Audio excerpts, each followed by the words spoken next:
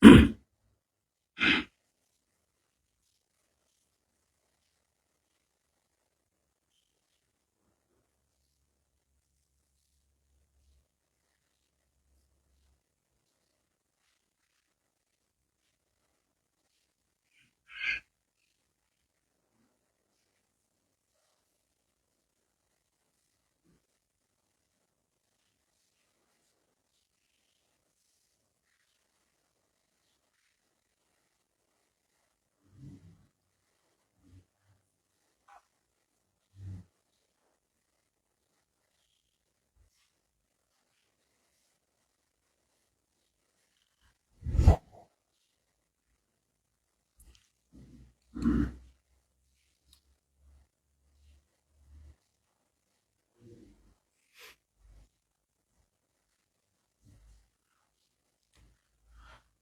2 3 4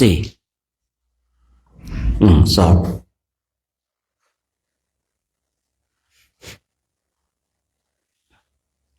พุทโธ1พุทโธ2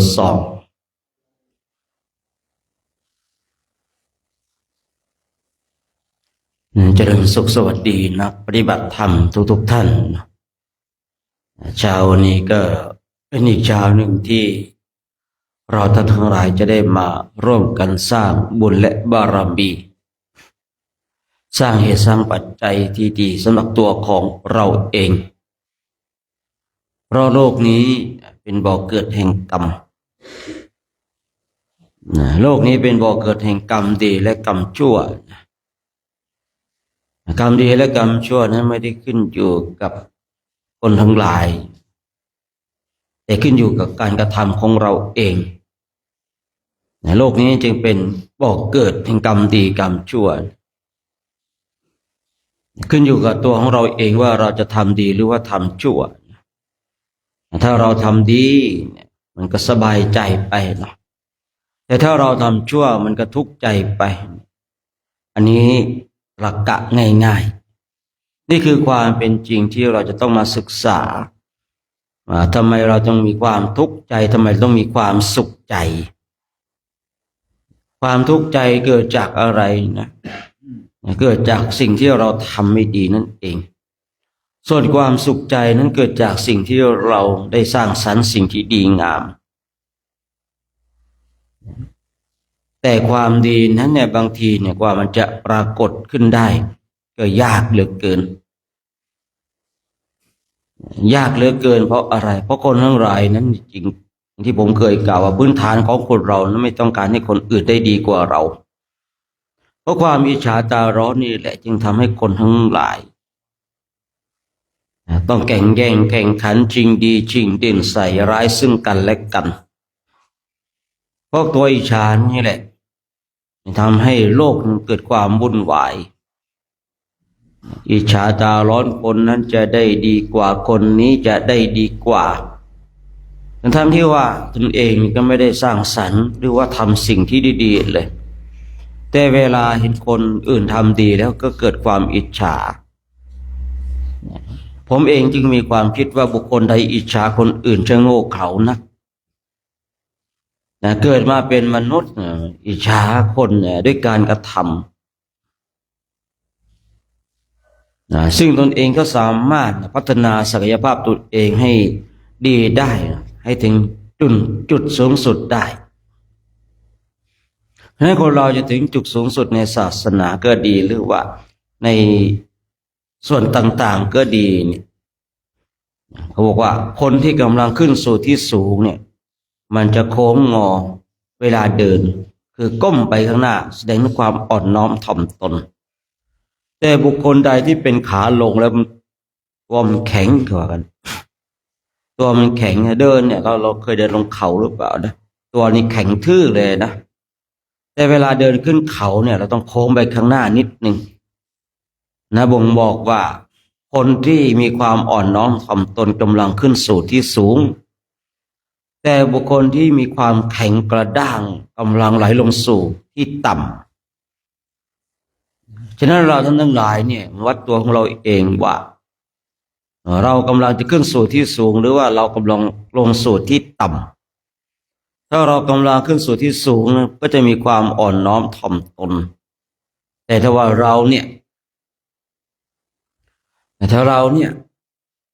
กำลังไหลลงสู่ที่ต่ำความแข็งกระด้างก็จะเกิดขึ้นคือมันดูกันไม่ยากหรอกนะคนเราเนี่ยนะคือบางคนบางท่านเนี่ยก็คือมีทิฏฐิมีมานะมีอัตตาตัวตนมากนะก็เลยเกิดกิเลสตัณหาทั้งหลายพาให้ตนเองไหลลงสู่ที่ต่ำนะด้วยการกระทำของตนเองผมจึงบอกว่าโลกนี้เป็นบ่อเกิดแห่งกรรมดีและกรรมชั่วและกรรมดีและกรรมชั่วนั้นเนี่ยเราเป็นผู้ที่ทำเองบางทีเนี่ยคนในครอบครัวเดียวกันยังมีภพภูมิคติไปที่แตกต่างกันออกไปเนื่องด้วยการกระทำของคนในครอบครัวเนี่ยทำที่แตกต่างกันออกไปนะเราอย่าคิดนะว่าที่ผมเคยคุยเนี่ยครอบครัวแล้วมีเงินมีทองเนี่ยสามีไปทำงานมาให้ภรรยาเก็บไว้ภรรยาไปทำบุญสามีก็คิดว่าไอ้เงินนั้นก็เป็นเงินของตนเองก็คงได้บุญด้วยบุญที่เกิดจากการให้ทานไม่ได้แต่ก็จะได้บุญที่เกิดจากการอนุโมทนาฉะนั้นคนในครอบครัวเดียวกันเนี่ยคนอยู่ในบ้านเดียวกันบางทีก็มีคติไปที่แตกต่างกันออกไปจึงได้กล่าวว่าโลกนี้จึงเป็นบ่อเกิดแห่งกรรมนะพอคุยถึงเรื่องนี้ปุ๊บนึกถึงในสมัยครั้งพุทธกาลพระเจ้าประเสนที่โกศลได้ส่งแก้วมณีให้กับนายช่างแก้วมณีการนายช่างแก้วเนี่ยเป็นผู้เจรไนแก้วเจรไนเพชรให้กับพระเจ้าประเสนที่โกศลในเรือนของนายช่างเนี่ยก็มีนายช่างมีภรรยานายช่างนะแล้วก็มีพระภิกษุชื่อว่าติสสะซึ่งเป็นพระอรหันต์นะแล้วก็มีสัตว์เดรัจฉานนะคือนกกระเรียนคือพูดง่ายๆว่าในเรือนนี้เนี่ยมี4ชีวิตด้วยกันนะนายช่างแก้วนะภรรยานายช่างแก้วพระติสสะพระติสสะนี่เป็นพระอรหันต์นะคือพระติสสะกับนายช่างแก้วเนี่ยเป็นเพื่อนกันมามันเก่าก่อนแล้วพระติสสะนั้นออกบวชนายช่างแก้วก็ยังเป็นนายช่างแก้วต่อไปพระติสสะนี่ออกบวชแล้วก็ภาคเพียรภาวนาจนได้บรรลุเป็นพระอรหันต์วันหนึ่งก็มาอยู่ในสกุลนี่คือเข้ามาในเรือนของนายช่างแก้วนายช่างแก้วจำเราเป็นเพื่อนของตนเองก็เลยนิมนต์รับพัดตลอดกาลคือพูดง่ายๆไม่ต้องไปที่ไหนเลยนะมาบ้านผมก็แล้วเดี๋ยวผมจัดการให้ตลอด12 ปีท่านทั้งหลายคืออย่างที่ผมเคยคุยว่าไอการบิณฑบาตในอินเดียกับการบิณฑบาตในบ้านเราเนี่ยแตกต่างกันโดยสิ้นเชิงถึงแม้ว่าอาการกิริยาดุจเหมือนกันคือดุจการถือบาตรเหมือนกันออกไปนะแต่ว่าในอินเดียกับประเทศของเราเนี่ยทั้งประเทศไทยประเทศลาวเนี่ยประเทศไทยและประเทศลาวบิณฑบาตมันเหมือนกันพื้นฐานของคนมันก็เหมือนกันพระติสสะนั้นก็ถูกนายช่างแก้วเนี่ยนิมนต์ไม่ต้องไปที่ไหนหรอกท่านเอ้ยอยู่มาบ้านผมก็เพียงพอแล้วองค์เดียวรูปเดียวจะไปยากอะไรเนี่ยหุงข้าวเพิ่มอีกนิดนึงเท่านั้นเองทำกับเพิ่มอีกหน่อยนึงก็ได้แล้วพระติสสะก็รับนิมนต์ทุกเช้าก็จะมายืนรออยู่ที่หน้าบ้าน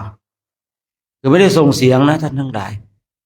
คือในสมัยครั้งพุทธกาลเนี่ยคือไม่ได้ส่งเสียงอะไรยังไง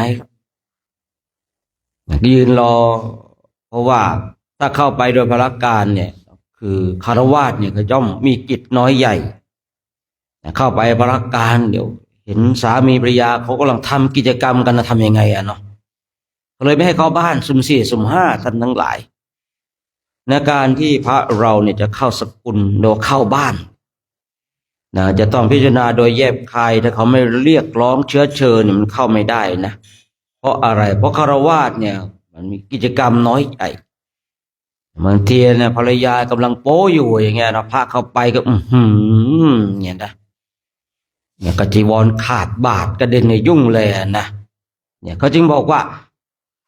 จะเข้าบ้านเนี่ยต้องให้เขาเชื้อเชิญเพราะการเชื้อเชิญในคนในบ้านเนี่ยก็ต้องเตรียมความพร้อมเรียบร้อยแล้วว่าอ๋อแต่งตัวก็โอเคนะพื้นนะที่ทั้งกลายก็โอเคนะเขาจะว่าจะเข้าสกุล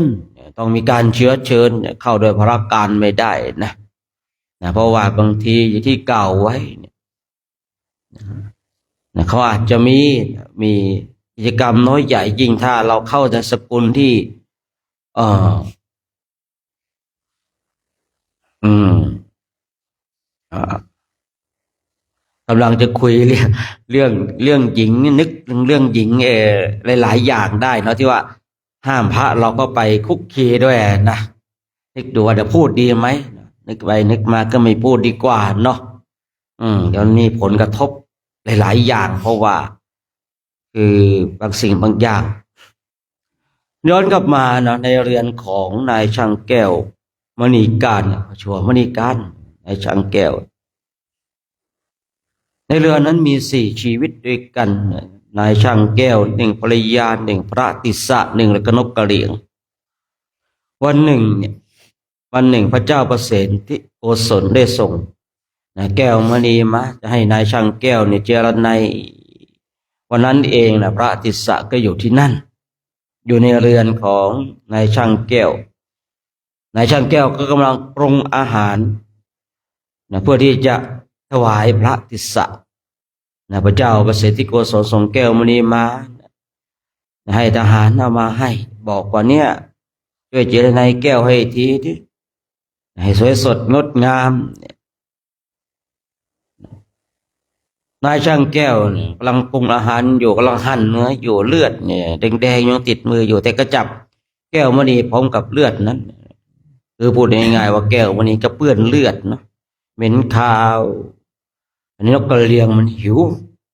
มันเห็นในแก้วนั้นมันคิดว่าเป็นเศษเนื้อหรือเนื้อเลยกินเข้าไปพอกินเข้าไปปุ๊บเอาแล้วแก้วหายซะแล้วแก้วมณีหายซะแล้วนายช่างแก้วนะเกิดความโกรธนะถามพระติสสะซึ่งเป็นพระอรหันต์นะถามว่าท่านเห็นไหมแต่จริงท่านก็เห็นเนาะว่านกกระเรียงกินไปแต่ว่าท่านก็ไม่กล้าบอกเพราะว่าถ้าบอกไปเนี่ยนายช่างแก้วเนี่ยฆ่านกกระเรียงแน่นะแต่ก็ทำเป็นนิ่งถ้าเป็นผู้นิ่งอยู่เป็นผู้ที่นิ่งอยู่ทีนี้เองนายช่างแก้วโมโหครับเกิดความโมโหโทโสถามภรรยาก็ไม่รู้ไม่เห็นแม้จะมีใครในเรือนมี3ชีวิตภรรยานี่คงไม่ทำร้ายครอบครัวตัวเองอย่างแน่นอนฉะนั้นก็ต้องเป็นพระนี่แหละจึงบอกว่าการที่เราจะเข้าไปบ้านเรือนของคนทั้งหลายนี่บางทีมันอันตรายนักแลนะผมเองถูกครูบาอาจารย์สอนว่าถ้าเราไปพักที่วัดไหนถึงแม้จะเป็นเพื่อนกันรู้จักกันเชื้อเชิญเข้าไปในห้องนั้นมีของมีค่าอยากเข้าไปนอนโดยเด็ดขาดผมก็มีความสงสัยว่าทำไมล่ะครับเพราะของบางอย่างเนี่ยบางทีเนี่ยมันหายเองได้นะมันหายเองได้ของบางอย่างมันเจ้าของอาจจะลืมหลงไปแต่พอวันหนึ่งเขานึกได้ว่าไอ้ของนี่มันหายไปไหนเนาะพอของนั้นหายไปเขาก็จะโทษเราว่าโอ้ในห้องเราไม่มีใครเข้าเลยนอกจากตัวของเราเองทั้งที่เราไม่ได้เอาไปแต่ว่าเกิดเหตุการณ์บางสิ่งบางอย่างผมไปฟังครูบาอาจารย์แล้วผมก็จำแม่นตั้งแต่บัดนั้นจนบัดนี้ผมยอมนอนร้อนผมยอมนอนแบบทุกข์ขี้ดินขี้ทรายดีกว่าที่จะถูกเขาเชิญไปนอนในห้องแอร์เพราะว่ากลัวไม่ใช่กลัวแหละกลัวเดี๋ยวกลัวเพื่อนจะเข้าใจผิดกลัวจะเสียเพื่อนอย่างงี้นะกลัวจะเสียเพื่อนกลัวจะเสียหลายอย่างเพราะของบางสิ่งบางอย่างมันหายเองได้จริงๆนะครับผมหายเองได้จริงๆอย่างผมเองประสบการณ์เกี่ยวกับพระธาตุเนี่ยผ เขาปิดไว้อย่างดีเสด็จหายนะครับผมแต่หายของเขามีแต่เพิ่มของผมมีแต่หายอย่างเดียวนะใส่พระอบไว้อย่างดีครับใครห้ามยุ่งหายเนี่ยสมมติว่าในเรือนในห้องเขาห้องเพื่อนห้องเราเนี่ยมีพระทองคำขึ้นมาอย่างเงี้ยนะก็อาจจะหยิบไปไว้ที่อื่นอย่างเงี้ยแต่ความจำเขาว่าสัญญาแห่งความจำได้ว่าอยู่ตรงนี้ไงแต่พอเราเข้าไปแล้วเขาไม่ได้จำของที่เขาไปวางไว้ใหม่ที่เขาจำของสัญญาเก่าจำผิดปุ๊บอ้าวพระของเราหายซะแล้วเองเนี่ยนะแล้วหายไปแล้วโทษใครโทษเราเองเนี่ยนะนายช่างแก้วเองก็เหมือนกันนะภรรยาคงไม่ทำร้ายครอบครัวตัวเองอย่างแน่นอนน่าจะเป็นเนี่ยพระนี่แหละน่าเป็นเพื่อนกันนะครับนะเป็นเพื่อนกันนะไม่มีใครแล้วพระนี่แหละเนี่ยก็เลยเขี่ยวเข็นถามว่าท่านเอาไปไหมไม่เอาไปถ้าไม่ได้แบบพูดว่าไปท่านก็นิ่งครับนิ่งถ้าบอกว่าเห็นนกกระต่ายถ้าบอกว่าไม่เห็นก็จะเป็นการโกหกอย่างเงี้ยนะแต่การนิ่งเนี่ยมันคือพูดง่ายๆว่ามันตีความหมายได้หลายอย่างนะความนิ่งของพระเราเนี่ยบางทีเนี่ยผมเห็นในการนิ่งๆของพระเราบางทีก็อ่านใจยากนะถ้าผมไม่มีโอกาสได้ศึกษาภาษากายนี่นะก็คงจะแย่เหมือนกันนะเพราะดูการนิ่งภายนอกแล้วเนี่ยมันบางทีมันอ่านเกมอ่านไม่ขาดแต่พอเราได้ศึกษาภาษากายแล้วเนี่ยนะหูกระดิกอย่างเงี้ยนะมูกขยับขยื่นอย่างเงี้ยนะปากมุบมิบเนี่ยมันออกมาหมดนะครับผมคือเราพยายามที่จะปกปิดแต่ว่าใจของเรามันปกปิดไม่ได้มันเลยสื่อออกมามันเหมือนกับเราจับที่ประจรของคนแล้วถ้าเป็นขโมยเนี่ยนะเป็นขโมยเนี่ยคุณได้ลักของไหมอย่างเงี้ยพอได้ยินคำว่าคุณได้ลักของไหมที่ประจรมันจะเต้นโดยเร็วผิดปกตินี่คือพฤติกรรมของจิตของใจที่มันไม่สามารถที่จะหลอกใครได้ในกายนิ่งๆเนี่ยมันอาจจะโอเคนะแต่ลองสังเกตดูได้นะคนผิดเนี่ยตามันจะล็อกแรกแล้วที่ประจรมันจะเต้นเร็วมากเลยนะที่ไม่ยากหรอกภาษากายเนี่ยมันก็เลยดูคนออกได้ง่ายฉะนั้นย้อนกลับมาที่นายช่างแก้วมณีนะนายช่างแก้วมณีก็ถามใครกันไม่รู้นะก็เลยเกี่ยวเกณฑ์พระติสสะจับพระติสสะมัดแล้วก็เอาเชือกขันคล้ายชนะอย่างนั้นขันรัดนะถามทีหนึ่งท่านเอาไปไหมไม่ตอบหมุนรอบหนึ่งท่านเอาไปไหมหมุนรอบหนึ่งเลือดออกนะครับเลือดออกจากทวารคือปากจมูกหูนกกระเรียงมามันก็เห็นนะว่านี่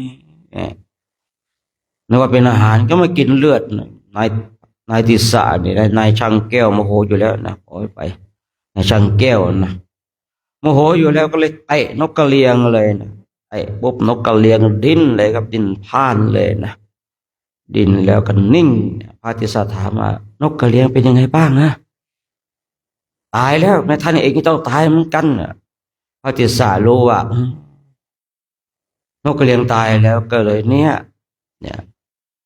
ท่านจงผ่าท้องดูเถิดแล้วท่านจะพบเจอสิ่งที่ท่านพึงหานายช่างแก้วก็เลย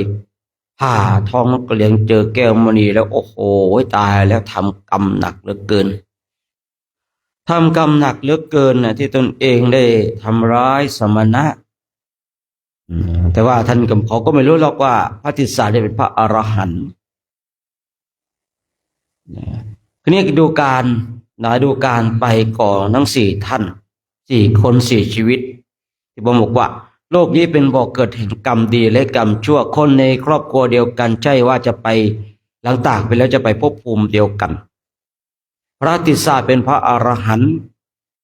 ตายไปแล้วมรณภาพไปแล้วนิพพานไปแล้วก็ไม่ต้องมาเวียนว่ายตายเกิดจบ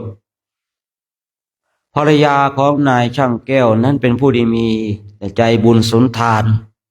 ไม่คิดประทุษร้ายทำร้ายใครแม้แต่นายช่างแก้วกำลังทำร้ายพระติสสะก็ร้องห้ามบอกว่าอย่าทำบาปเลยท่านอย่าทำบาปอย่าทำบาปกรรมเลยอย่าทำบาปกรรมกับพระสงฆ์องค์เจ้าเลยภรรยาเป็นผู้มีจิตใจดีตายไปตายไปเกิดเป็นเทวดาส่วนนกกระเรียนนั้นถูกเตะตายนะแต่ตายนั้นมีความผูกพันผูกพันกับครอบครัวของนายช่างแก้วตายไปแล้วไปเกิดในครรภ์ของภรรยาของนายช่างแก้วส่วนนายช่างแก้วนี้ตายไปแล้วด้วยกรรมวิบากที่ทำร้ายพระอรหันต์ผู้ที่ไม่เคยคิดจะทำร้ายใครกรรมของบุคคลที่ทำกับบุคคลที่ไม่เคยคิดประทุษร้ายใครเป็นกรรมหนักเหลือเกินแค่บุรุษชนผู้มีความเมตตาไม่เคยคิดจะทำร้ายใครบุคคลหนึ่งบุคคลใดไปทำร้ายกรรมก็หนักแล้วนี่ไปทำร้ายพระอรหันต์ผู้ไม่เคยคิดจะเบียดเบียนใครทั้งกายและวาจาใจใจของพระอรหันต์ที่ผมชอบอ่านเจอในพระไตรปิฎกโอ้ยเขาปรับอาบัติพระว่างั้นว่าปาปราชิกปาปราชิก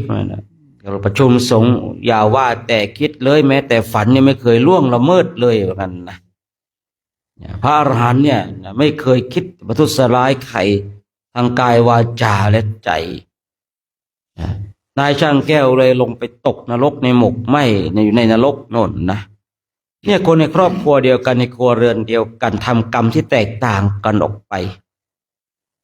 จึงนำไปเกิดในสถานที่ที่ต่างกันฉะนั้นคนทั้งหลายต้องเข้าใจใหม่แล้วว่า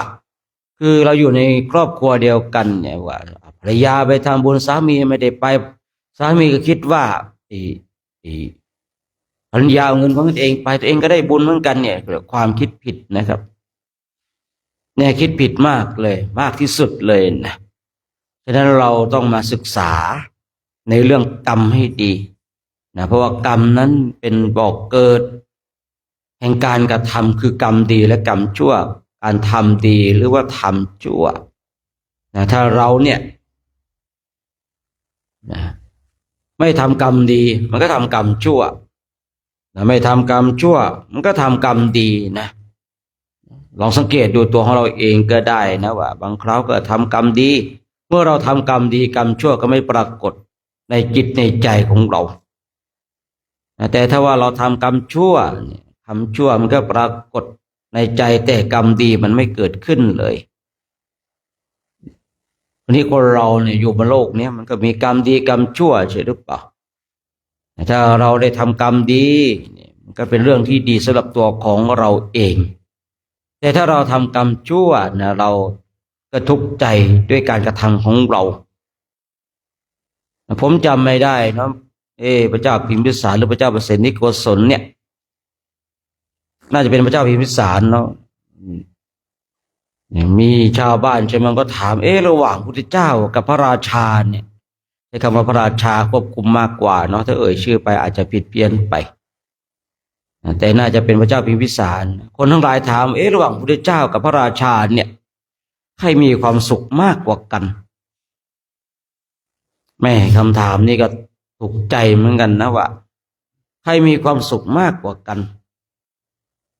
คนทั้งหลายบางคนก็ฝ่ายพระราชาที่โอ้โหจะกินจะนอนยังไงก็มีอารักขามีคนคอยดูแลจะกินก็ต้องมีคนคอยชิมก่อนมียาพิษหรือเปล่าอย่างเงี้ยนะมียาพิษหรือเปล่าจะนอนต้องมีคนคอยอารักขาจะไปทางไหนก็ต้อง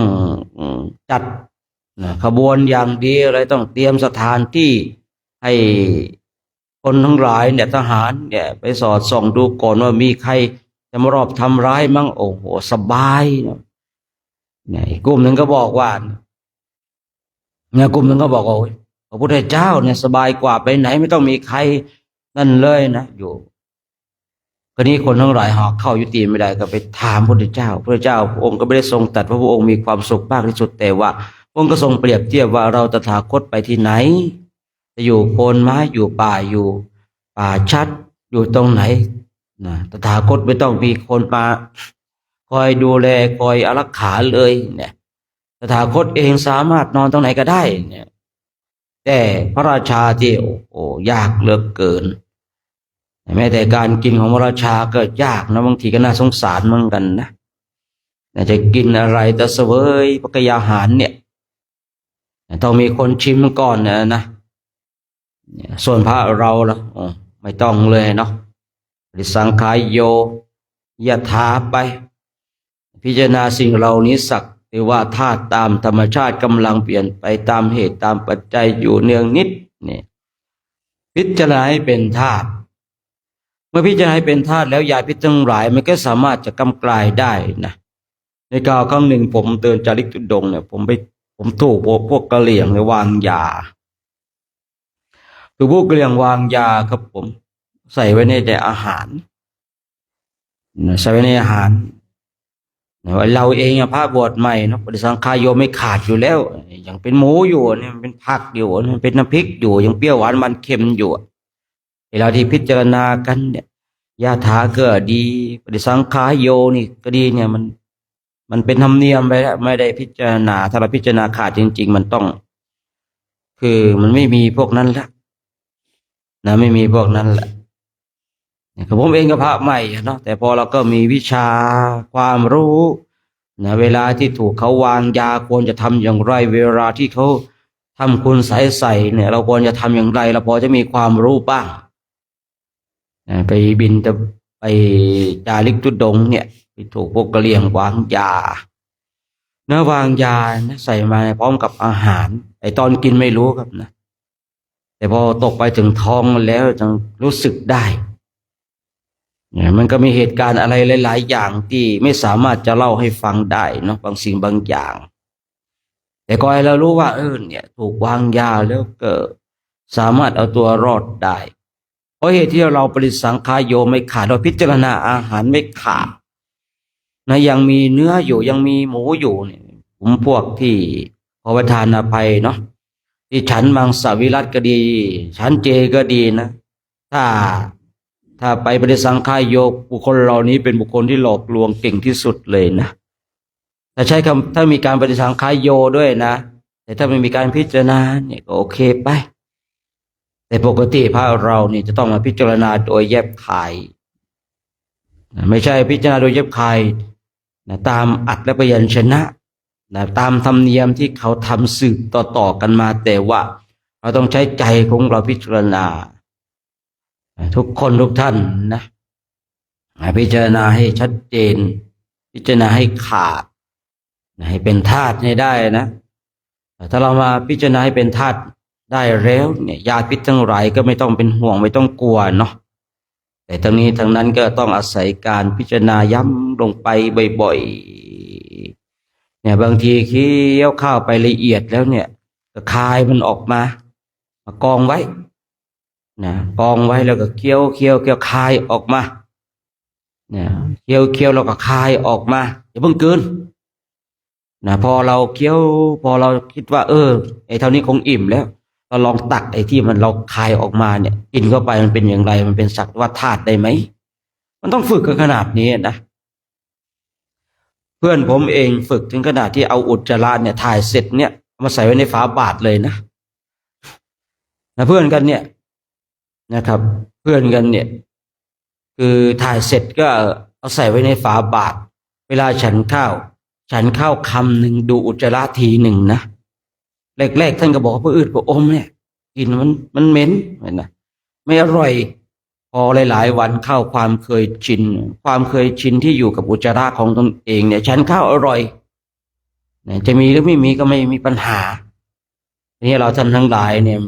ดีอย่างนี้ปุ๊บพวกนี้ลองไม่ต้องนะไปลองรูปเดียวที่วัดโน่นนะห้ามมาลองกับหมู่คณะตรงนี้นะได้ยินพูดปุ๊บอยากจะลองนะว่า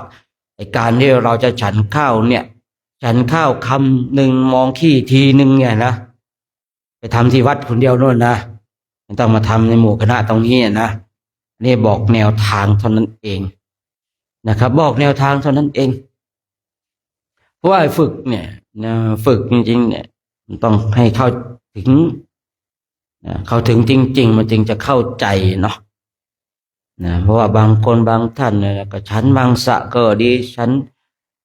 เจก็ดีเป็นเรื่องที่ดีนะครับแต่ที่ไม่ดีก็คือแหมที่ผมเคยคุยอะนะแหมทำเจ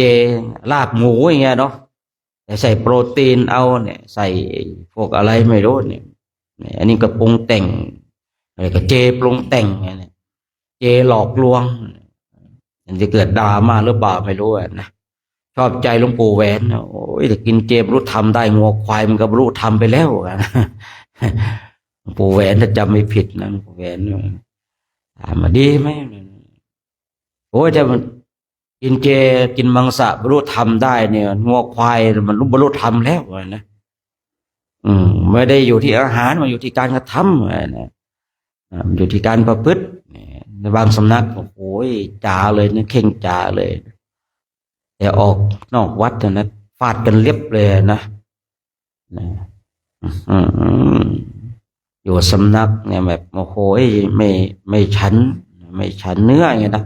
ออกนอกวัดล่อหมูกระทะอย่างเงี้ยเนาะสุดยอดเหมือนกันนะบางทีบางสิ่งบางอย่างก็สุดยอดเหมือนกัน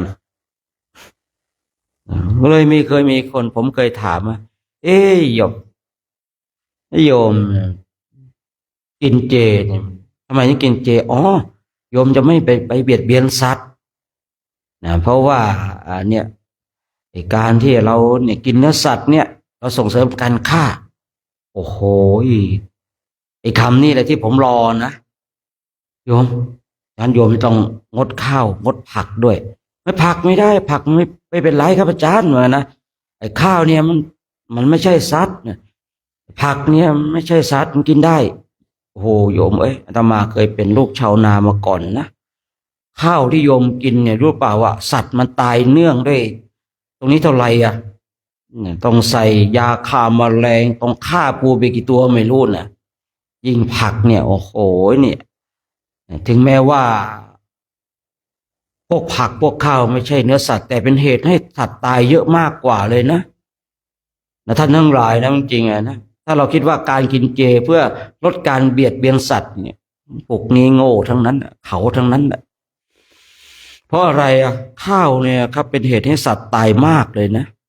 แม้แต่ผักทั้งหลายเองก็เหมือนกันนะผมเป็นลูกชาวนาครับปูมากัดต้นข้าวเนี่ยใส่ยาฆ่าปลูกไปนะครับใส่ยาฆ่าปลูกไปข้าวเนี่ยเป็นเหตุให้สัตว์ตายเนี่ยมากจริงเลยครับผมมากเลยนะถ้าเขาบอกว่ากินเจเพื่อลดการเบียดเบียนในการฆ่าสัตว์จะบอกกินเจเพื่อมาสุขภาพไม่พร้อมไม่อยากจะกินเนื้อสัตว์นะกินแล้วรู้สึกมันถ่ายยากมันลำบากอึดอัดนี่ผมเห็นด้วยนะแต่ถ้าเขาบอกว่ากินเจกินมังสะเนี่ยเพื่อลดการเบียดเบียนสัตว์พวกเนี้ยเขานักพูดให้ดูดีครับผมแต่การกระทำอะไรข้าวเนี่ยเป็นเหตุให้สัตว์ตายมากที่สุดนะผมเป็นลูกชาวนาผมรู้เนี่ยยิ่งผักนะบางอย่างนี่เนี่ยบางอย่างผลไม้บางอย่างเนี่ยเป็นเหตุให้สัตว์ตายเนี่ยบางทีนะก็อยากใส่ยาฆ่าแมลงเนี่ยเนาะไม่ยาฆ่าแมลงไปลดไปเนี่ยพ่นไปเจอมดเจอปลวกเลยมันตายกันยกลังอย่างเงี้ยนะเป็นเหตุนะเป็นเหตุของการเบียดเบียนยิ่งกว่าเรากินตรงๆอีกนะแต่ทั้งนี้ทั้งนั้นเนี่ยถ้าใครบอกว่าฉันกินเจกินมังสะเพื่อสุขภาพโอเคนะครับนะแต่ถ้าบอกว่าลดการเบียดเบียนสัตว์ไม่อยากจะไปทำร้ายสัตว์เนี่ยต้องงดข้าวด้วยครับนะต้องงดผลไม้ด้วยครับนะต้องงดผักด้วยนะน้ำเนี่ยต้องดูก่อนมันต้องกรองให้ดีเลยแต่น้ำซื้อเดี๋ยวนี้มันกรองสบายอยู่แล้วนะไม่เหมือนสมัยก่อนเนี่ยโยมผมถามโยมนะว่าโยมทำไมกินเจทำไมอาจารย์ลดการเบียดเบียนสัตว์นะลดการเบียดเบียนสัตว์เนี่ยผมก็รอคำนี้แหละนะกะจะเล่นไงนะแหมรู้อยู่เนาะว่าไงแหมไม่กินเนื้อสัตว์แต่ด่าคนเก่งเหลือเกินนะเนาะไม่กินเนื้อสัตว์อาจารย์ท่านหนึ่งนะเนื้อสัตว์เนี่ยเป็นบอกเกิดแห่งมะเร็งเหมือนกันนะกินเนื้อสัตว์นะ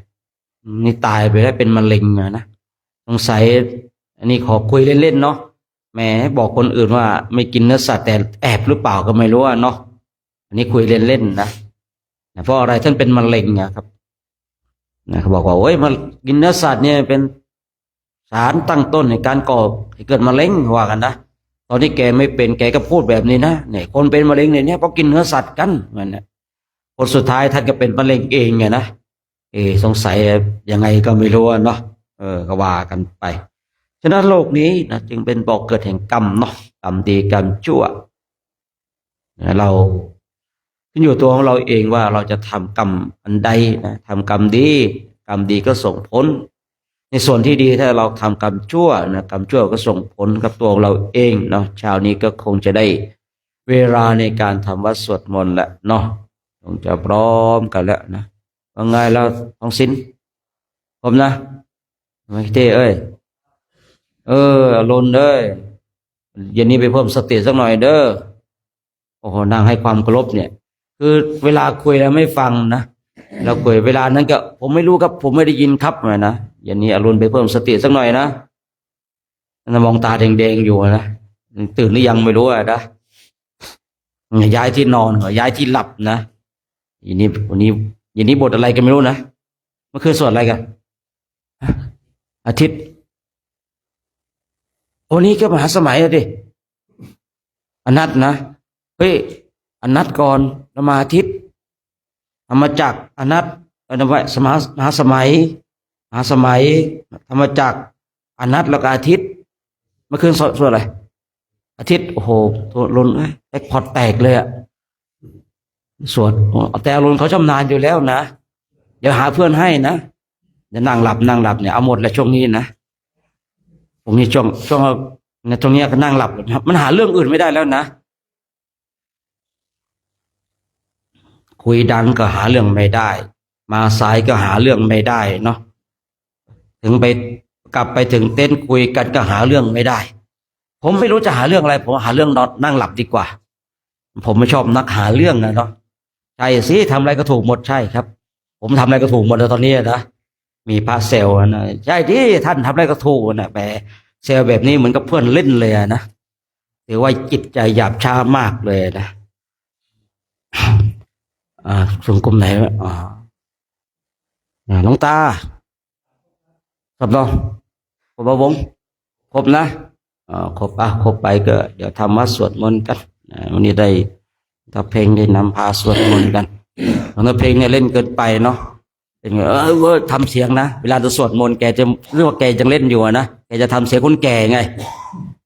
ทั้งที่แก่ๆอยู่แล้วนะนิมนต์เซลหยอกนิมนต์เลยครับนะ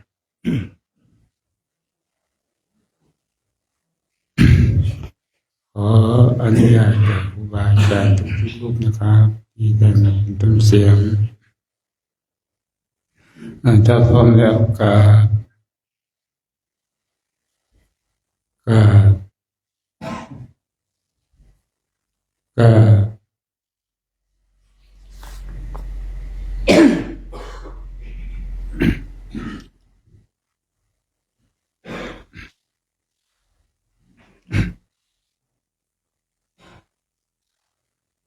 โยโสภะคะวะอะระหังสัมมาสัมพุทโธสวากขาโตเยนะภะคะวะตะธัมโมสุปฏิปันโนยังสัพพะคะวะโตสาวกสังโฆธัมมายังภะคะวันตังสัทธัมมังสัสสังฆังอิเมหิสกะเลหิยะทาลังอารุปิเตหิอาภิปุจยามะสังฆโนพันเตภะคะวะสุจิรังปะรินิพพุโตเพียง ปัญจิมาจนะตานุกรรมปมานาสาอิเมสกาลิจุขตาปัญญาการะภูเตมปฏิคันหาตุอัมหาคันติคารตังนิตายาสุขายาอะระหังสัมมาสัมพุทโธภะคะวะพุทธังภะคะวันตังอะภิวาเทมิ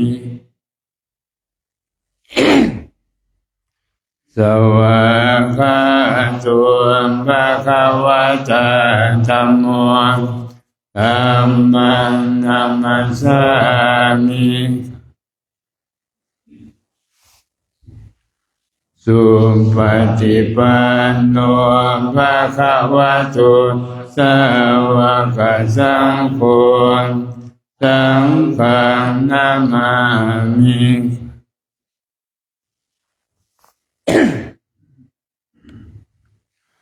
อันธรรมยังพุทธัสสะภะคะวะโตปุปภาคะนะมะการังกะโรมะเสนะโมตัสสะภะคะวะโตอะระหะโตสัมมาสัมพุทธัสสะนะโมตัสสะภะคะวะโตอะระหะโตสัมมาสัมพุทธัสสะนะโมตัสสะภะคะวะโตอะระหะโตสัมมาสัมพุทธัสสะอันธรรมยังพุทธาภิกขุติงกโรมะเสโยสุตถาคโตอะระหังสัมมาสัมพุทโธเบียนชาจารณะสัมปันโนสุขโตโลกวิทูอนุตตรปุริสธรรมสารติสัทธาเทวมนุษย์สานังพุทโธภะคะวะโยอิมังโลกังสเทวะมาระกังสัพพมะกังสันสมณภามมณิงปัจจาสเทวมนุษย์สังสยังอภิญญาสัจจิกัตถวะปเวเทสิโยธัมมังเทเสสิอาทิกัลยานังมัจเจกัลยานังปริโยสานะกัลยานังสัทธังสัพพยัญชนะเกวระปริปุณณังปริสุทธังธัมมจริยังปะกาเสสิธัมมังภะคะวันตังอะภิปุชญามิธัมมังภะคะวันตังศิรสานามามิกะ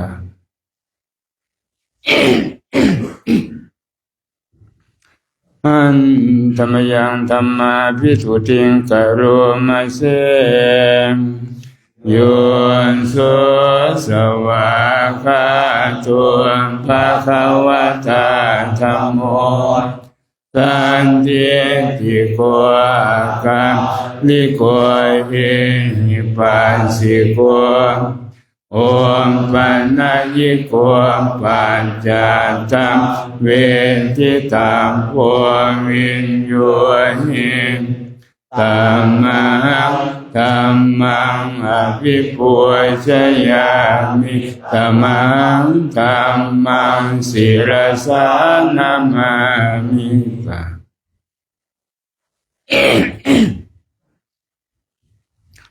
อันธรรมยังสังฆาภิกขุติงกโรมะเส โยโสสุปฏิปันโนภะคะวะโตสาวกสังโฆอุจุปฏิปันโนภะคะวะโตสาวกสังโฆยายาปฏิปันโนภะคะวะโตสาวกสังโฆสามี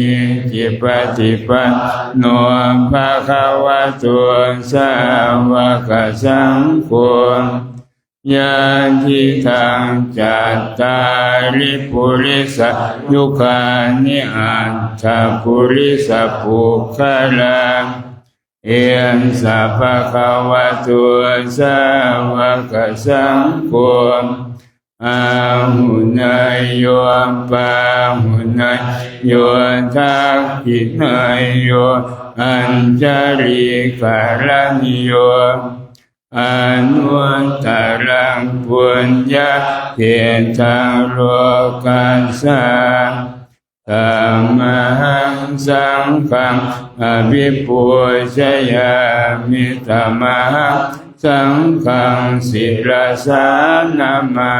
มิ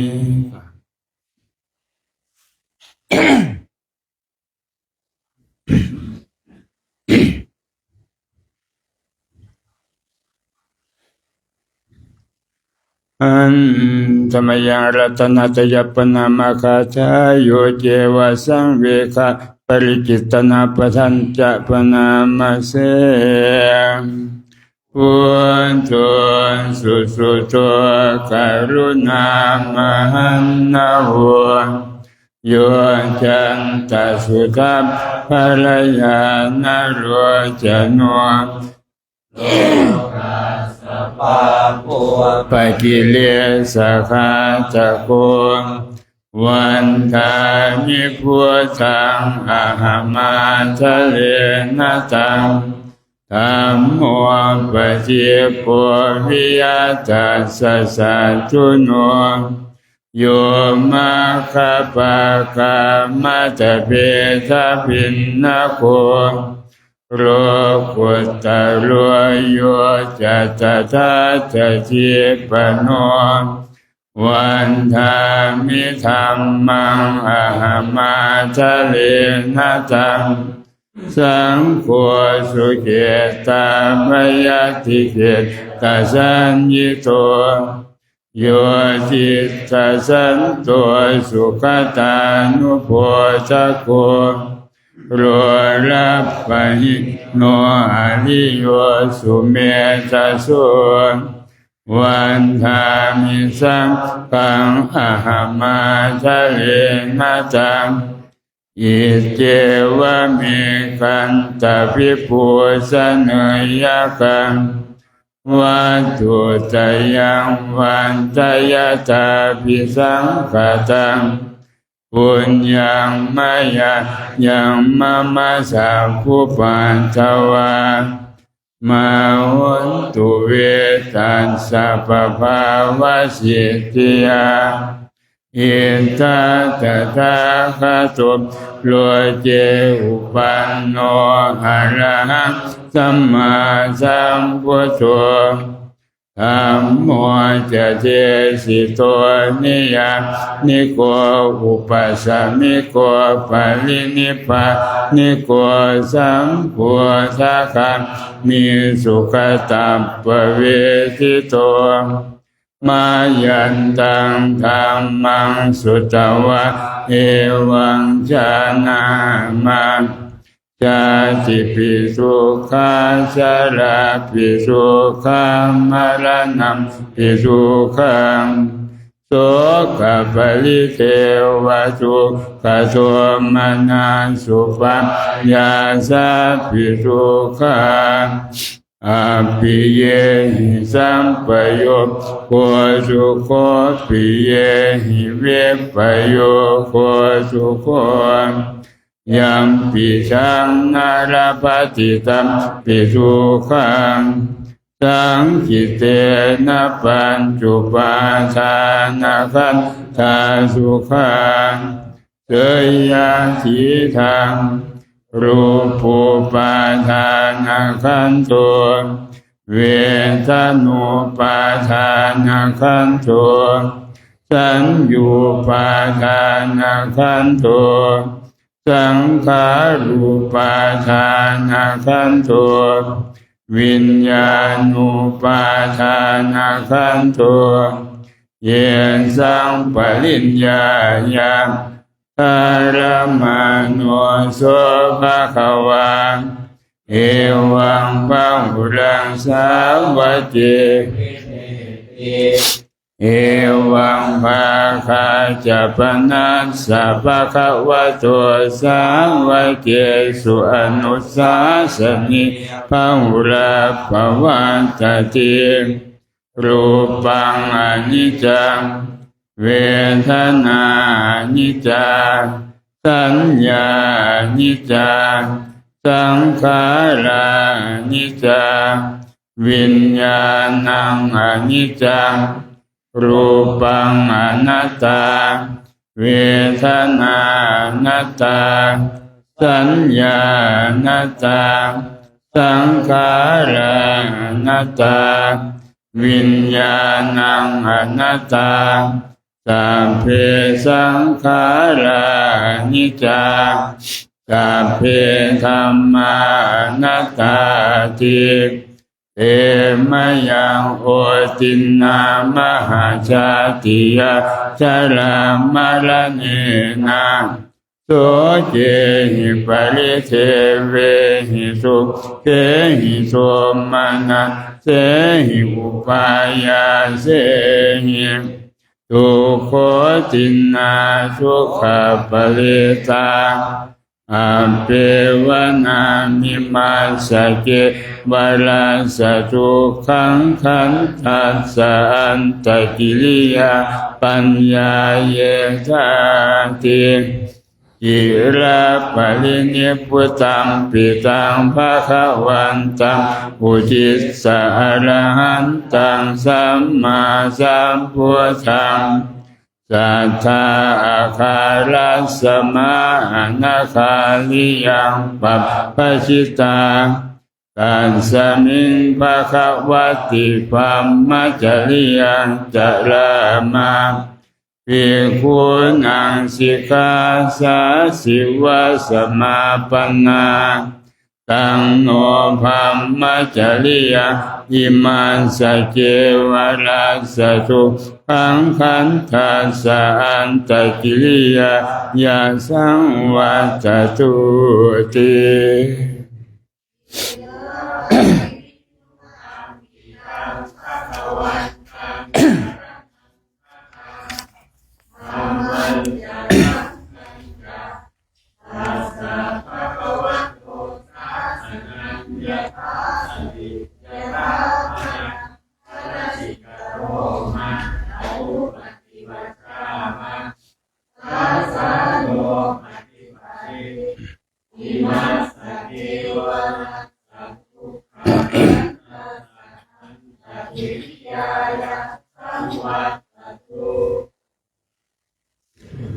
หันธรรมยังสาธุปฏิกุรปัจเวกนาปสังปนามาเสยะถาปัจจยังปวัตตมานังตาตุมาตเมเวตังยาติตังกิวรังตตุปปุจะโกจะปุคคโรตาตุมัตตะโกนิสัตโตนิจิวสุญโยสัพพานิปนะอิมานิกิวรานิอจิคุจนิยานิอิมังโพธิกายังปัตตวาอติวิยาจิคุจนิยานิจายันติยถาปัจจยัง นังทาสุมาตเมเวตังยาทิตังปินทปาตัวจตุปปัวจะโกจะปุงทาสุมาตะโกนิสันตัวนิจิวสุญโยสัมโอปนายังปินทปาตัวอาจิโคจนิโยอิมังปุติกายังปัตตวาหติวิยะจิโกจนิโยชายติยถาปัจจยังปวันนังทาตุมาตเมเวตังยาทิตังเสนาสนะตตุปปุจจะโกจะปุคารุทาตุมาตะโกนิสัตตัวนิจิโวสุญโยสัพพานิปนะอิมานิเสนาสนะนิอาจิคุจนิยานิอิมังปุติกายังปัตตวัมอติวิยะจิโกจนิยานิจายันติยถาปัจจยังทาตุมาตเมเวตังยาทิตังคิรานะปัจจยะเปสัจจะปลิคาโรจตุตปัวจะโกจะปุงทาตุมาตะโกนิสัตตัวนิจิวสุญโยสัมโพปนายังคิรานะปัจจยะเปสัจจะปลิคาโรอาจิโกจนิโยปุติกายังปัตตวาอติวิยะจิโกจนิโยชายันติมนต์พิธีเปิดเป็นนา86เด้อ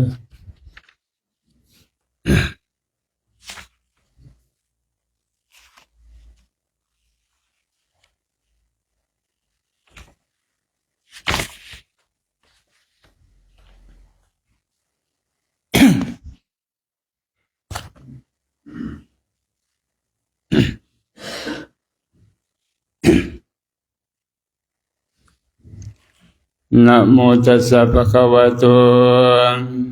อะระหะโตสัมมาสัมพุทธัสสะนะโมตัสสะภะคะวะโตอะระหะโตสัมมาสัมพุทธัสสะนะโมตัสสัพพะคะวะโตอะระหะโตพุทธัสสะเอวเมสุตังเอกังสมัยยัมภะคะวะภาราณสียังวิหารติอิสิปตะเนเยตัตตะละโคภะคะวะปัญจวัคคีย์ภิกขุอามันเตสิทะเวเมภิกขเวอันตะปาปะจิเตนะนะเสวิตะปะโยจายัมกาเมสุกามสุขันลิกานุโยโคหิมโนคัมโมปุจุตจนิโกอนาลิโยอนันโยจายังอัตตกิลมัฏฐานุโยโคทุกโขอนาลิโยอนันตสันนิโสเยเตเตภิกขเวอุโภเตอนุปคัมมัมมัจฉิมาปฏิปทาตถาคเตนะภิสัมทาจักขุกรณียานกรณีอุปสมัยาวิญญาสัมโพธายานิพ ปานายสังวัตติกตมาจะสามิขเวมจิมาปฏิปทาตถาคเตนะภิสัมพุทธาจะคุกรณียานกรณีอุปสมัยวิญญาณสัมพุทธายานิพพานายสังวัตติวะนิโยอัตถังคิโกมัคโกเสยทิทังสัมมาทิฏฐิสัมมาสังกัปปะสัมมาวาจาสัมมากัมมันโตสัมมาอาชีวะสัมมาวายามะสัมมาสติสัมมาสมาธิอายังโฆสามิขเวมปฏิปทาตถาคเตนะภิสัมพุทธาจะคุกรณียานกรณีอุปสมัยวิญญาณสัมพุทธายานิพพานายสังวัตติทังโคปนะภิกขเวทุกขังอริยสัจจังชาติปิทุกขาชราปิทุกขามรณัมปิทุกขังโสกปริเทวสุขโทมนันสุปายาสาปิทุกขาปิเยหิสัมปโยโคสุโคปิเยหิวิปปโยโคสุโคยัมปิชังนรปฏิตัมขังสังคิเตนะปัญจุปาทานะขันธาสุขาอิสังโฆปนะภิกขเวสุขานิโยอริยสัจจังยายังตัณหาปุโนภวิกานันติราคะสหคตาตันตระตันตระวินันตินิเสยทิทางกามตัณหาภวตัณหาตัณหาอิสังโฆปนะภิกขเวสุขานิโรธอริยสัจจังโยตัสสะเยวะตัณหายาเสสวิรัมปนิโรโสจาโคปฏิเนสะโคอิทังโคปนะภิกขเวทุกขานิโรธคามิเนปฏิปทาอริยสัจจังอายะเมวะอริโยอัตถังคิโกมัคโคเสยทิทังสัมมาทิฏฐิสัมมาสังกัปปะสัมมาวาจามากัมมันโตสัมมาอาชีวะสัมมาวายามะสัมมาสติสัมมาสมาธิทังทุกขังอริยสัจจันติเมปุเพอะนะโนสุเตสุธัมเมสุจักขุงอุสสปะทิยานังอุสสปะทิปัญญาอุสสปะทิวิชชาอุสสปะทิอาโรโกอุสสปะทิตังโคปนิธัมทุกขังอริยสัจจังปริญเยยันติเมภิกขเวปุเพสุเตสุธัมเมสุจักขุงอุสสปะทิญาณังอุสสปะทิปัญญาอุสสปะทิวิชชาอุสสปะท ทิอาโรโกอุจจปาทิตังโขปนิสังทุกขังอริยสัจยังปริญญาตันติเมภิกขเวภูเพมสุเตสุธรรมเมสุจักขุงอุจจปาทิญาณังอุจจปาทิปัญญาอุจจปาทิวิชชาอุจจปัมทิอาโรโกอุจจปาทิอิสังทุกขสมุทัยโยอริยสัจยันติเมภิกขเวภูเพมสุเตสุธรรมเมสุจักขุงอุจจปาทิญาณังอุจจปาทิปัญญาอุจจปาทิวิชชาอุจจปัมทิอาโรโกอุจจปาทิตังโขปนิสังทุกขสมุทัยโยอริยสัจยังปหาตาพันติเมภิกขเวภูเพมสุเตสุธรรมเมสุจักขุงอุจจปาทิญาณังอุจจปาทิปัญญาอุจจปาทิวิชชาทิอาโรโกอุจจปาทิตังโขปนิสังทุกขสมุทัยโยอริยสัจจังปนันติเมภิกขเวภูเพมเมสุจักขุงอุจจปาทิญาณังอุจจปาทิปัญญาอุจจปาทิวิชชาอุจจปัมทิอาโรโกอุจจปาทิอิสังทุกขนิโรโธอริยสัจยันติเมภิกขเวภูเพมสุเตสุธรรมเมสุจักขุงอุจจปาทิญาณังอุจจปาทิปัญญาอุจจปาทิวิชชาอุจจปัมทิอาโรโกอุจจปาทิตังโขปนิสังทุกขนิโรโธอริยสัจยังสัจจิกาตาพันติเมภิกขเวเพอะนะโนสุเตสุธรรมเมสุจักขุงอุจจปาทิญาณังอุจจปาทิปัญญา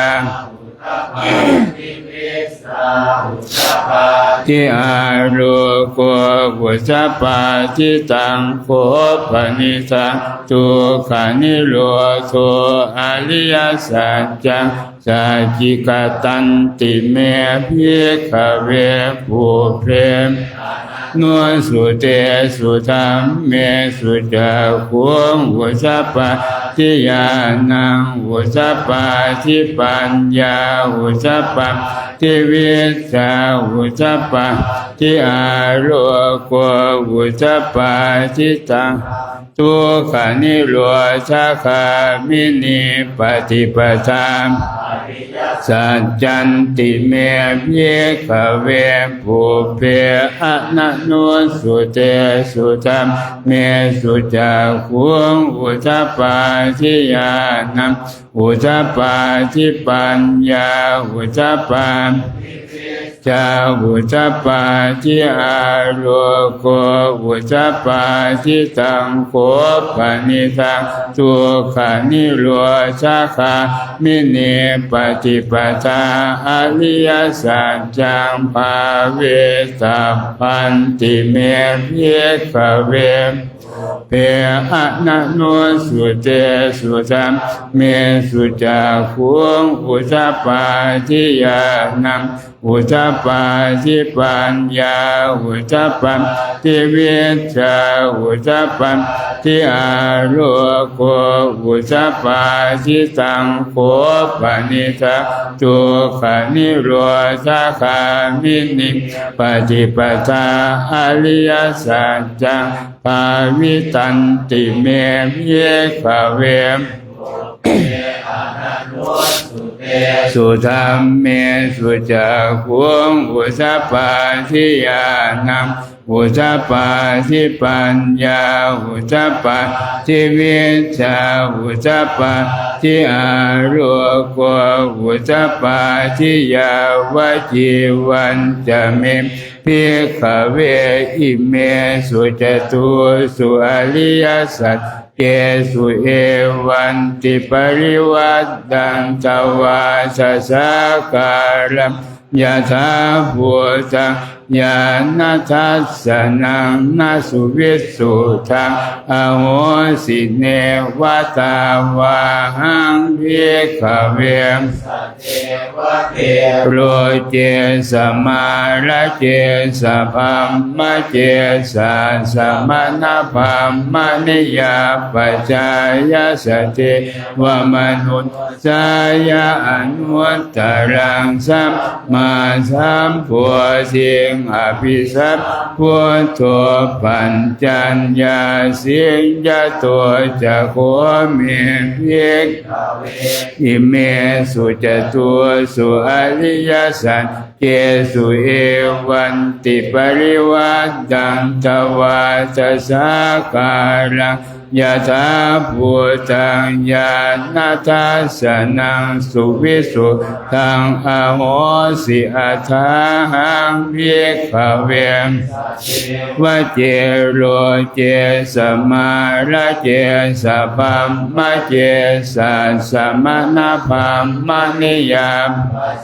ยะสเทวมนุสสายะอนุตตรังสัมมาสัมพุทธิงอภิสัมพุทโธปัญจัญญาสิงญาณัญจปนะเมทัสสนังอุจจปาทิอาคุปปาเมวิมุตติอายัมมันติมาจาตินาติธานิพุทธะโหติอิสมะโวจะภะคะวะอัตตมนาปัญจวัคคียาภิกขุภะคะวะโตภาสิตังอภินันตุงอิมัสสมิงจะปนะเวยากรณาสมิงกัญญมานิอายัสสะมะโสโกนทันยาสวิราชังเวทมรังธรรมจักขุงอุจจปาทิยัง กินกิสมุทัยธรรมังสัมพันตังนิโรธธรรมมันติปวัตติเตจะภะคะวะตาธรรมจักเกภูมังสันธมนุสาเวสุงเยตัมภะคะวะตาภาลานาสิยังอิสิปตะเนมิคตาเยอนุตตรังธรรมจักกังปวัตติตังอัปปติวัตติยังสมณเณนวันธัมมเณนวันเทเวนะวันมาเลนะวันปัมมุนาวาเจนะจิวาโรกัสสมิงเตภูมานังเทวานังสัตตังสุตวาจาตุมาราชิกาเทวาสุจาตุมาราชิกานังเทวานังสัตตังสุตวาตาวติงสาเทวาสัตตมนุษย์สาเวสุตาวติงสานังเทวานังสัตตังสุตวายามาเทวะสัตตมนุสสาเวสุญามานังวานังสัตตังสุตวาตุสิตาเทวะธรรมนุสสาเวสุตุสิตานังวานังสัตตังสุตวานิมมานารติเทวะสัตตมนุสสาเวสุนิมมานารตินังเท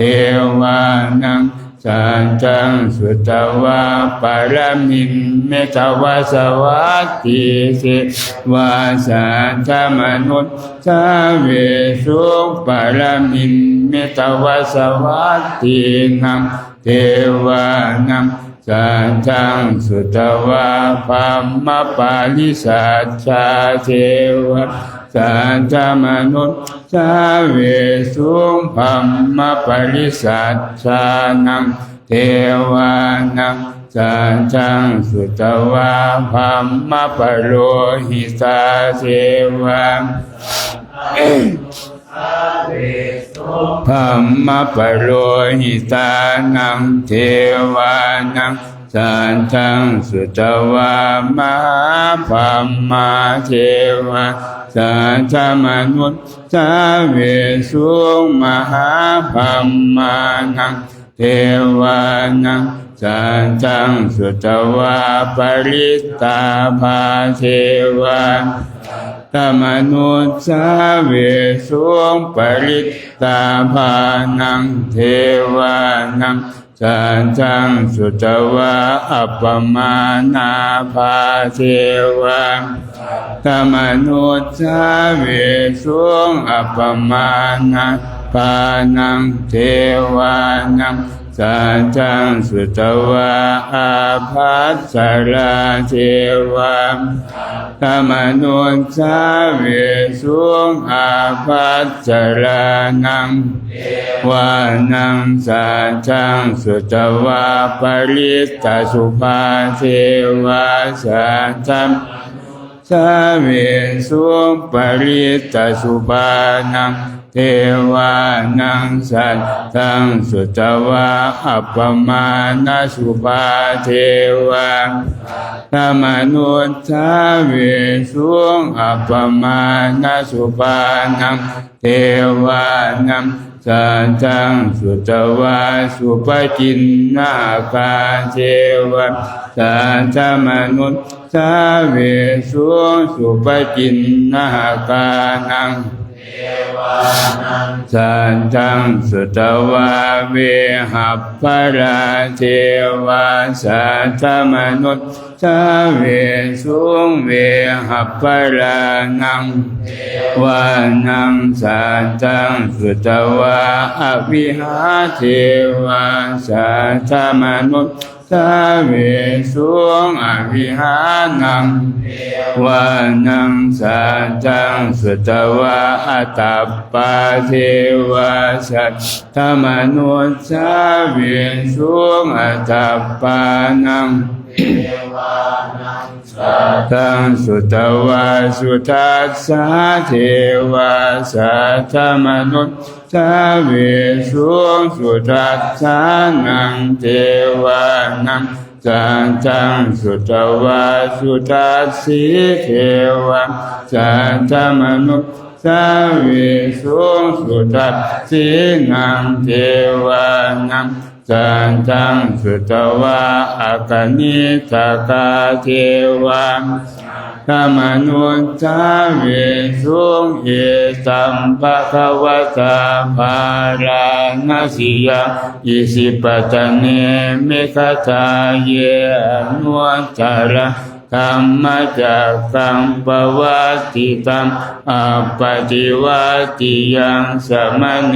นะวะเทเวนวามาเลนวาปัมมุนาวาเกณกิวาโลกัสสมินติอิติหะเตนะคะเนนะเตนะโมโหเตนะยาวะปัมมะโลกัสสะโตอะปุคันติอายัญจะทัสสะสะสิโลกัจจตุสังกัมปิสัมปะกัมปิสัมปะเวทิอัปปมาโนพระโลโอภาโสโลเกปัสสุลโหสิหติกัมเมวะเทวานัง เทวานุภาวังอัตถโขภะคะวาอุทานังอุทานเนสิอัญญาสิวัตโพคนทันโยอัญญาสิวัตโพคนทันโยติอิติหิตังอายัสสะมะโตคนทันยาสะอัญญาคนทันโยตะเววนามังอาโหสิติเปิดเป็นนามพระกรณียมาจักุสเรนยันตังสันตังปะทังอภิสัมเมจะสาโกอุจุจะสุหุจุจะสุวัจโจสมุทุอนัตถิมาเนสันตุนสะโกจะสุปโรจะอัปปจิตโจจะสันลังกวติสันตินทริโยจะนิปโกจะอัปปะคาโพกุเรสุอนันุกิปโตนะจะขุทังสมาจะเลกินจิเยนะวินโยปะเลอุปวะเสยยุงสุขิโนเกมิโนโหตุสาเพสัตตาภวันตุสุขิตาตาเยเจจิปานะพุทธจิตสาวาทาวรัมวาอนาวเสสาธิกาวาเยจิมาราสักนุกทุราจิตสาวาเยจะจิตสาเยจะทุเรวสันติอวิสุเลปุตาวาสัมภเวสีวาสัพเพสัตตาภวันตุสุขิตาตานะปโรปรังนิคุเปตนาติมันตะกาจะกินังกินจิปยาโรสนาปฏิกสัญญานัญญมัญญาสตุกมิเชยมาตายธานิยัมพุทธังอายุสาเอกพุทธมนุรักเขเอวัมปิสัมเตสุมานะสัมภาวะเยอปริมาณังเมตตัญจะสัมปโรกัสมิงมานะสัมภาวะเยอปริมาณังอุทังอโสจติยันจะสัมภาทังอเวรังอสปัตตังติทันจรังนิสินโนวังโนวายาวัตสวิคตมิโตเอตังสติงอจิตเถยภัมมะเมตังวิหารังอิตมาหุติตินจะอนุปคัมมาสีลวาทันนะสัมปันโนกาเมสุวินัยยะเขสังนาหิจาตุกัปปะเสยยังปุณเรติติเปิดเป็นหน้า31เอวเมสุตังเอกังสมัยยังภะคะวาสาวัตติยังวิหารติเจตวันเนพระเมตตัตตระโคภะคะวะภิกขุอามันเตสิภิกขวสิภะสันเตติเตภิกขุภะคะวะโตปัจจัตโสสุภะคะวะเอตทะโวจาเมตตายาภิกขเวเจโตวิมุตติยาอาเสวิตายาภาวิตายาภาหุริกตายายานิกตายาวันตุกตายาอนุติตายาปริจิตายาสุสมาลันทายากาทัสสานิยปาติกังคากตเมเอกาทัสสะสุขังสุปฏิสุขังปฏิพุทธตินะปาปะกังปัสสติมนุษย์สานังปิโยโหติอมนุษย์สานังปิโยโหติเทวตาราคันตินาสะอาคิวะวิสังวาสัทังวากรรมติตุวะทังจิตตังสมาธิยติมุข โนวิปัสสิสติอสัมมุลลโหกาลังกโรติอุตลิงอาปฏิวิชันโตภามโลกุปโคโหติเมตตายาภิกขเวโตวิมุตติยาอาเสวิตายาภวิตายาปังลิกตายายานิกตายาวาสุกตายาอนุติตายาปริจิตายาสุสมามตายาเอกาทัสสานิสังสาปฏิกังคักมะวะจะภะคะวะอะตมนาเตปิคุภะคะวะโตภาสิตังอภินันทุน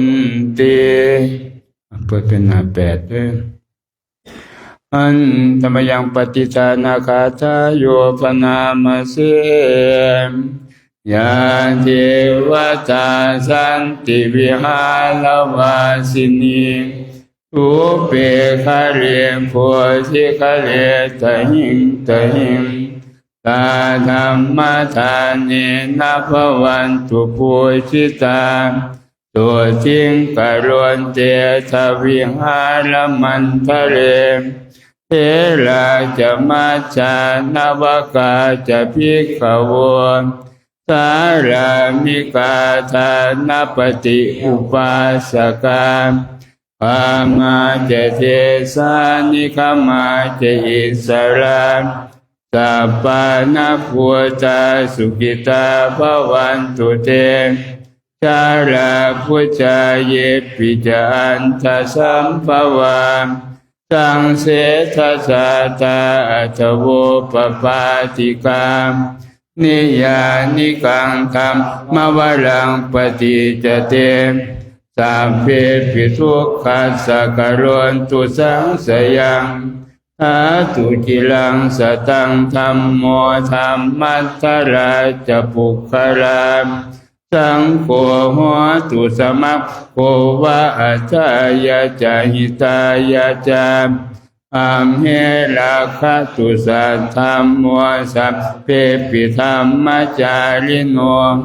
วัติงสัมปะปุเนยามัตธัมเมอริยปเวทิเตปัสสันนาหันตุสัพเพปิปานิโนพุทธศาสเนสัมมาทารังปเวสันโตกาเลเทโวปวันสตุวุจิภาวายาสัตตานังสมิทังเนตุเมทะนิงมาตาปิตาจะตราชานิจังราคันติปุตตะกังเอวังธัมเมนะราชานุปัจจาราคันตุสัพพะทาพุทธาราชนานังธัมมาราชนานังสังฆาราชนานังอัปปมาโนพุทโธอัปปมาโนธัมโมอัปปมาโนสังโฆนะโมพุทธายะนะโมธัมมายะนะโมสังฆายะพุทโธเมนะโธสังโฆเมนะโธพุทธบูชาธัมมบูชาสังฆบูชานิพพานปัจจโยตุข้าพเจ้าทั้งหลายขออาราธนาคุณพระพุทธคุณพระธรรมคุณพระสงฆ์อันหาประมาณไม่ได้มาเป็นที่พึ่งที่ระลึกถึงจงช่วยอภิบาลรักษากายวาจาใจของข้าพเจ้าทั้งหลายให้ตั้งมั่นอยู่ด้วยธรรมเจริญไปด้วยธรรมพร้อมทั้งให้เจริญด้วยสติปัญญาญาณเข้าถึงธรรมอันเป็นเครื่องพ้นทุกข์ให้ถึงซึ่งสันติสุข เป็นผู้รู้ผู้ตื่นผู้เบิกบานโดยไพบูลย์ทุกประการและจงยังประโยชน์ให้ถึงพร้อมทั้งส่วนตนบุคคลอื่นชีวิตอื่นอันเป็นเพื่อนทุกข์เกิดแก่เจ็บตายด้วยกันทั้งหมดทั้งสิ้นตลอดกาลและนานเถิดสาธุ วันนี้จะเขามีได้ยินว่ามีว่างั้นโอ้โหหาเรื่องมาดิ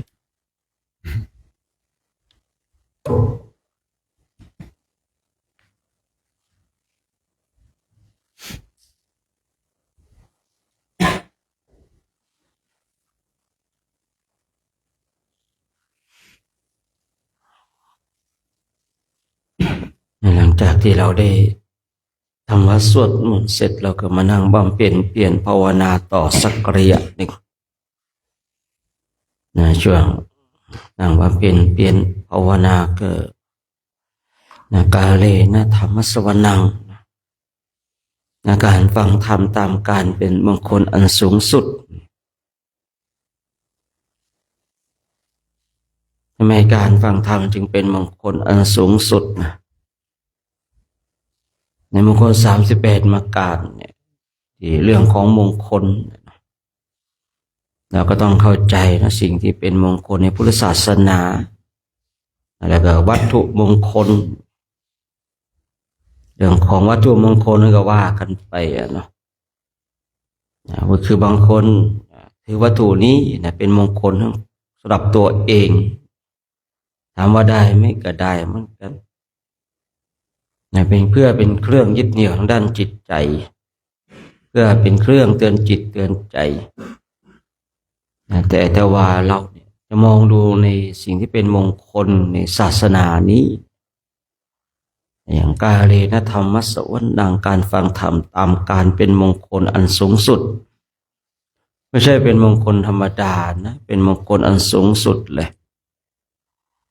เราก็รู้อยู่เนาะสิ่งที่สูงสุดเนี่ย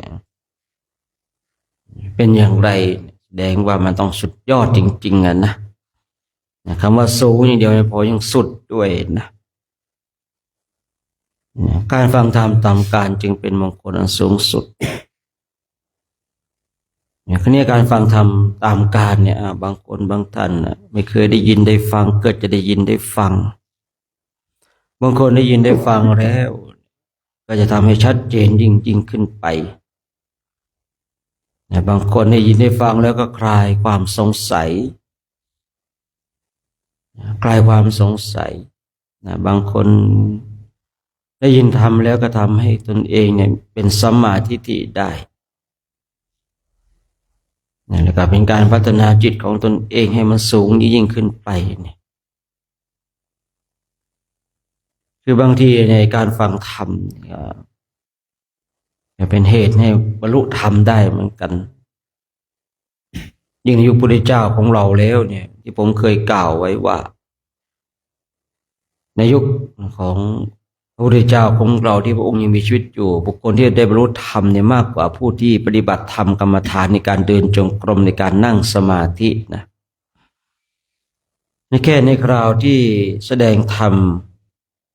นะโปรดพระเจ้าพิมพิสาร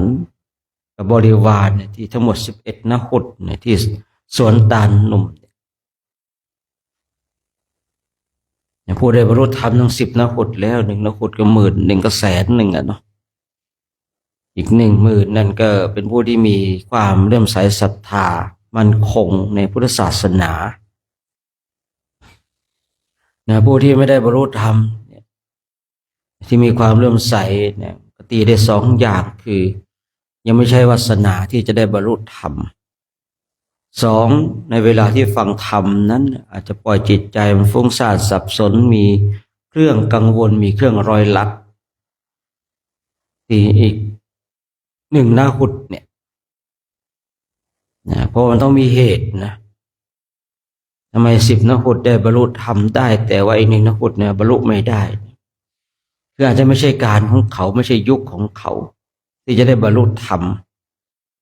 นะเพราะว่าอีกหนึ่งนะหุดนั้นมีความร่วมใสศรัทธาพระรัตนตรัยอย่างมั่นคงคืออย่างมั่นคงนี่ก็อยู่ในระดับคำว่ามั่นคงนี้กล่าวถ้าเป็นของโลกุตระแล้วเนี่ยก็ต้องขึ้นชื่อว่าเป็นพระโสดาบันขึ้นไปแต่ถ้าว่ายังเป็นโลกียะอยู่มั่นคงและเชื่อมั่นแล้วเดี๋ยวแล้วแต่ระดับโลกียะเนี่ยมันก็มีความเชื่อมั่นอย่างมั่นคงแล้วก็มีความเชื่อมั่นแบบงอนแง่นคอนแขนความเชื่อมั่นแบบงอนแง่นคอนแขนก็คือแล้วแต่อารมณ์เนาะแล้วแต่อารมณ์ทีนี้การฟังธรรมจึงเป็นเหตุให้บรรลุธรรมผู้ที่บรรลุธรรมจากการฟังธรรมเนี่ยมีมากเหลือเกินนะแค่ในข่าวที่ไปแสดงธรรมโปรดพระเจ้าพิมพิสารนี่ก็เยอะมากพอแล้วนะเยอะมากพอแล้ว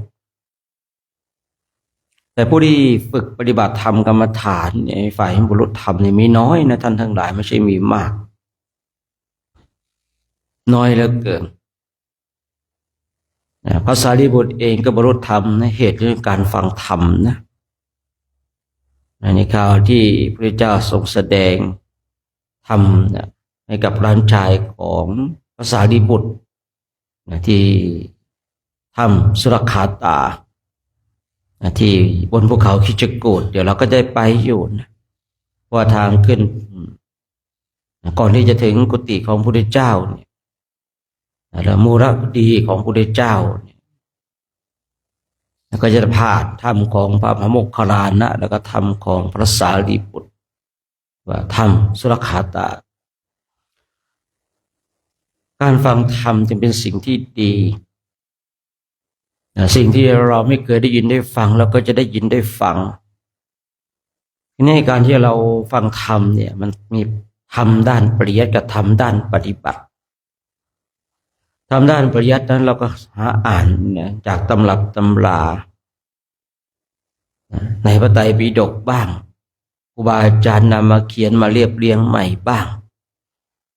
แต่งขึ้นเองบ้างตามความคิดของตนเองเราก็สามารถหาอ่านได้ธรรมที่เกิดจากการปฏิบัตินั้นก็คือธรรมที่ปฏิบัติแล้วเข้าใจแล้วนำมาแสดงแก่คนทั้งหลายคือพูดง่ายๆว่าธรรมด้านปริยัติและธรรมด้านปฏิบัติธรรมด้านปริยัตินั้นหาได้ง่ายแต่ธรรมด้านปฏิบัตินั้นหายากคือถ้าคนปฏิบัติไม่ถึงจริงก็ยากเหลือเกินที่จะพูดและเข้าใจว่าธรรมที่เกิดจากการปฏิบัตินั้นเนี่ยเป็นธรรมอันลึกซึ้งเราอ่านในตำราในเรื่องของฌานสี่อย่างเนี้ยอ่านในตำราในพระไตรปิฎกก็ดีวิสุทธิมรรคก็ดี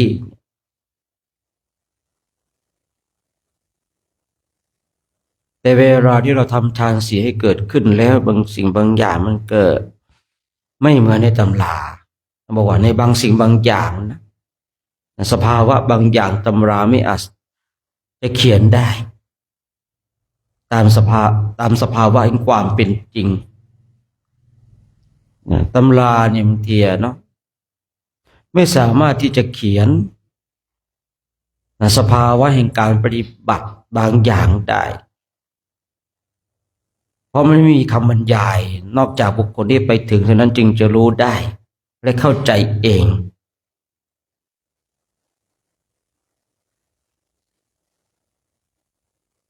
ก็เหมือนกับว่าคนกินข้าวแล้วเมื่อคนกินข้าวแล้วก็ต้องอิ่ม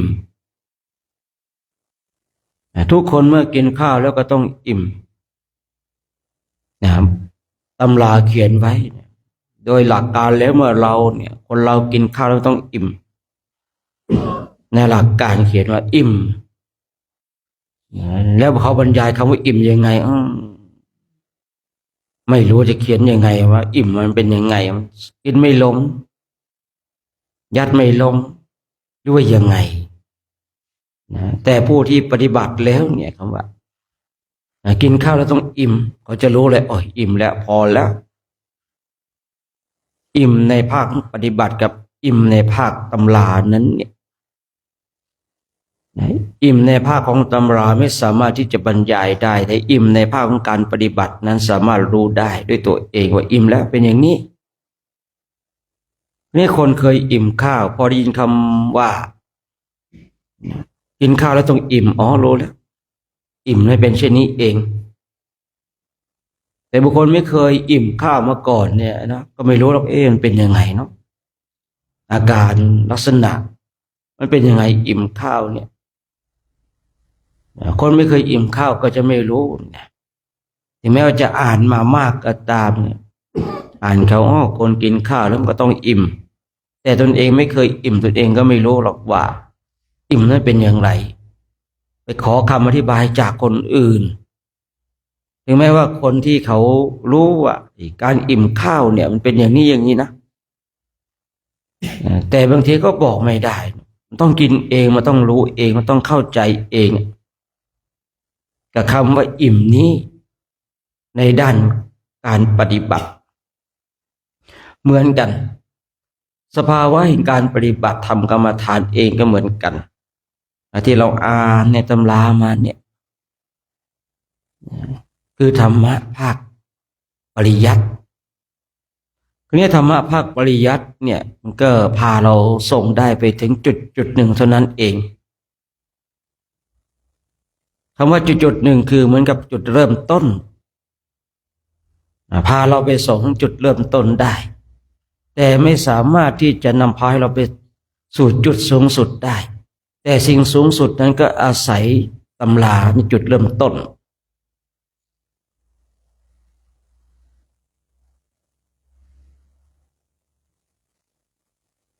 นี่เมื่อเราฝึกปฏิบัติแล้วเนี่ยธรรมะภาคปฏิบัติมันก็จะเกิดขึ้น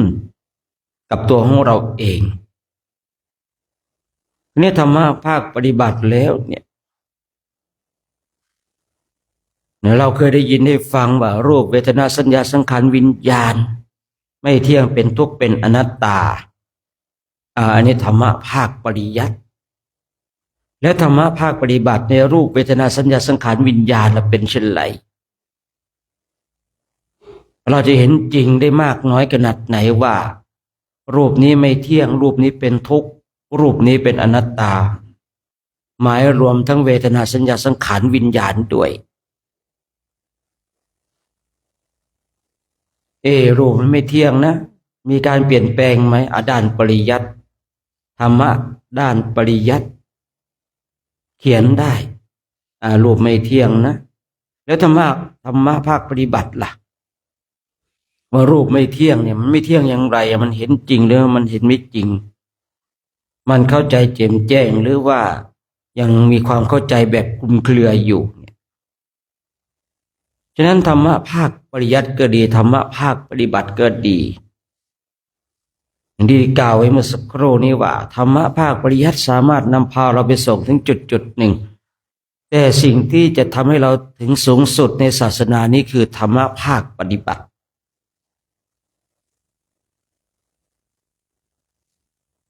เราจะศึกษาธรรมะภาคปริยัติเนี่ยมากขนาดไหนแต่ถ้าเราไม่ได้ศึกษาธรรมะในภาคปฏิบัติและทำให้มันเกิดขึ้นได้เราก็ไม่มีสิทธิ์ที่จะเข้าใจในธรรมะภาคปฏิบัติเราอาจจะเข้าใจธรรมะในภาคปริยัติได้แต่เราไม่สามารถจะเข้าใจธรรมะในภาคปฏิบัติได้บุคคลที่จะเข้าใจธรรมะในภาคปฏิบัติได้นะต้องอาศัยการเดินจงกรมการนั่งสมาธิ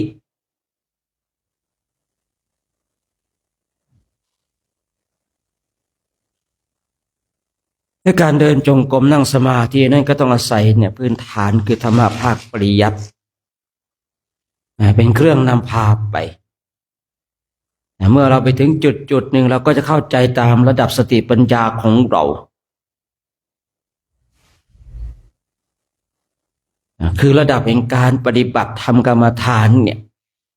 เราจะเข้าใจตาม ระดับการปฏิบัติของเราว่าการปฏิบัติที่เราถึงตรงจุดนี้เราก็เข้าใจถึงตรงนี้ธรรมะภาคปฏิบัตินั้นมันจะทำให้เราชัดเจนทุกอย่างธรรมะภาคปริยัตินั้นเรายังมีความเคลือบแคลงสงสัย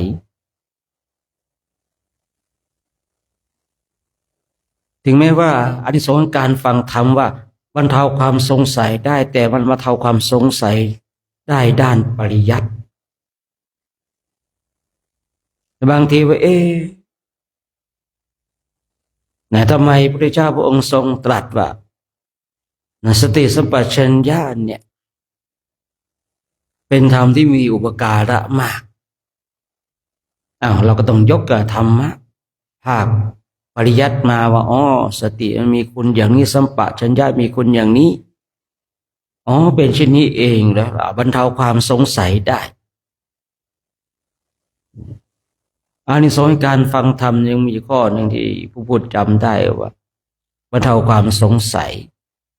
บรรเทาความสงสัยได้เนื่องด้วยการฟัง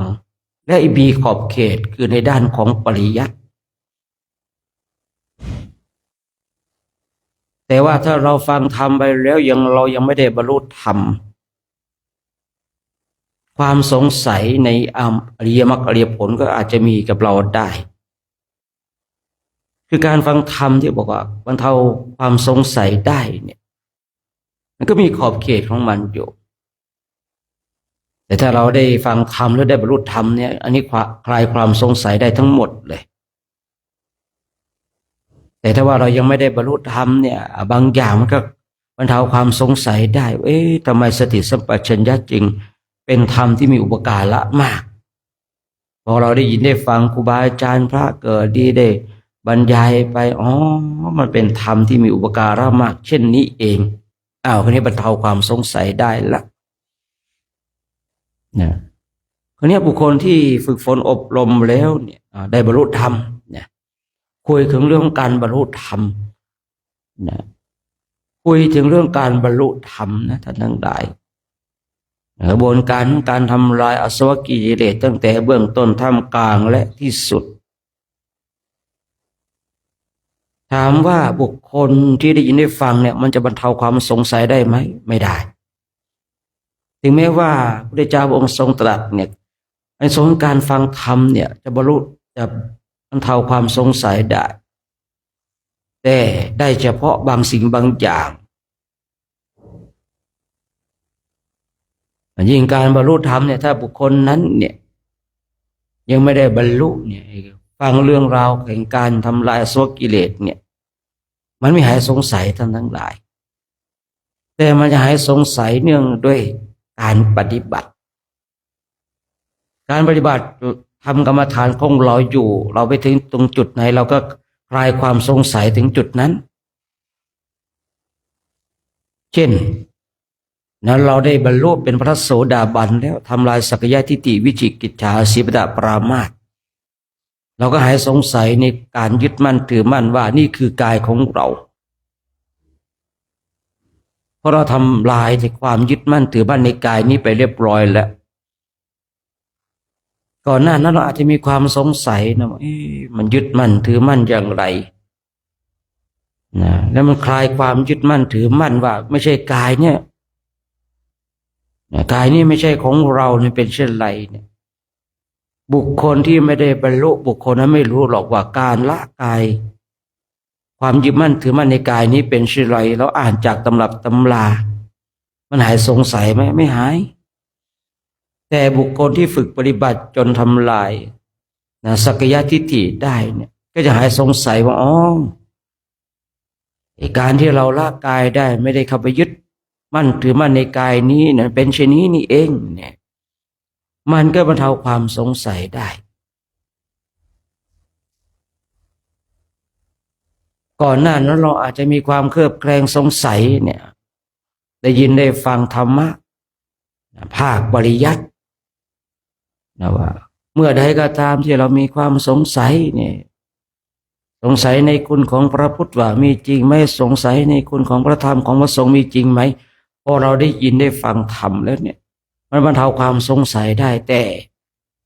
มันบรรเทาได้ตามระดับสติปัญญาของบุคคลนั้นคือมันยังบรรเทาความสงสัยเพียงชั่วครู่ชั่วคราวเท่านั้นเองบุคคลที่จะบรรเทาความสงสัยได้แล้วถึงพระโสดาบันแล้วเป็นเช่นนี้เองความมั่นคงในพระรัตนตรัยมันไม่งอนแงนคอนแคนเลยสิ่งของตนเองก็เหมือนกันเมื่อก่อนเราเนี่ยยังไม่ได้เป็นพระโสดาบันอย่างเงี้ยเนาะมันเป็นยังไงเนี่ยถือศีลศีลปปรามาสจะเป็นอย่างไรเนี่ยที่คนเขาเถียงกันว่าเป็นอย่างนั้นอย่างนี้เพราะคนเรามันศึกษาด้านปริยัติได้ยินได้ฟังแล้วก็มันยังไม่ได้บรรเทาความสงสัยอย่างแท้จริงที่ผมบอกว่าคือได้ยินได้ฟังบางอย่างมันก็ไม่ได้บรรเทาความสงสัยได้บางคนก็เถียงกันศีลปปรามาสตกลงเป็นอย่างไรกันแน่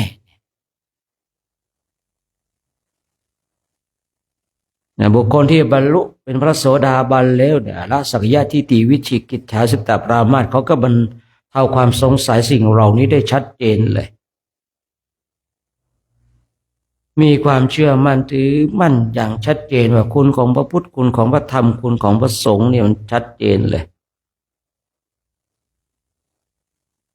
ในข่าวครั้งหนึ่งสุภพุทธะชายขี้เลื้อน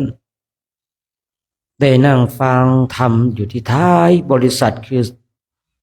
พูดยังไงว่าใครสุดแต่เรียกว่าท้ายบริษัทอยู่ที่ท้ายบริษัทฟังธรรมไปนะพระเจ้าก็แสดงธรรมไปอย่างที่ได้กล่าวไว้ว่าการแสดงธรรมของพระเจ้าแต่ละครั้งพระองค์ก็จะแผ่ข่ายพยานไปก่อนว่าวันนี้ธรรมที่พระองค์จะแสดงเรื่องอะไรดีและจะสงเคราะห์ใครในวันนั้นเองพระเจ้าของเราแผ่ข่ายพยานไปเห็นสุภพุทธะชายขี้เลื้อนว่าอยู่ในข่ายของพระองค์เมื่อพระองค์ทรงแสดงธรรมแล้วสุภพุทธะชายขี้เลื้อนนี้ก็จะได้บรรลุธรรมเป็นพระโสดาบันพระเจ้าก็ทรงแสดงไพเราะตั้งแต่เบื้องต้นท่ามกลางและที่สุดสุภพุทธะนั้นเอาจิตไปแนบแน่นกับพระธรรมเทศนาที่พระเจ้าทรงแสดงเมื่อพระเจ้าทรงแสดงธรรมจบลงการทำลายสักยะทิฏฐิวิจิกิจฉาสิบตปรามาสขาดสะบั้นลงทำลายลง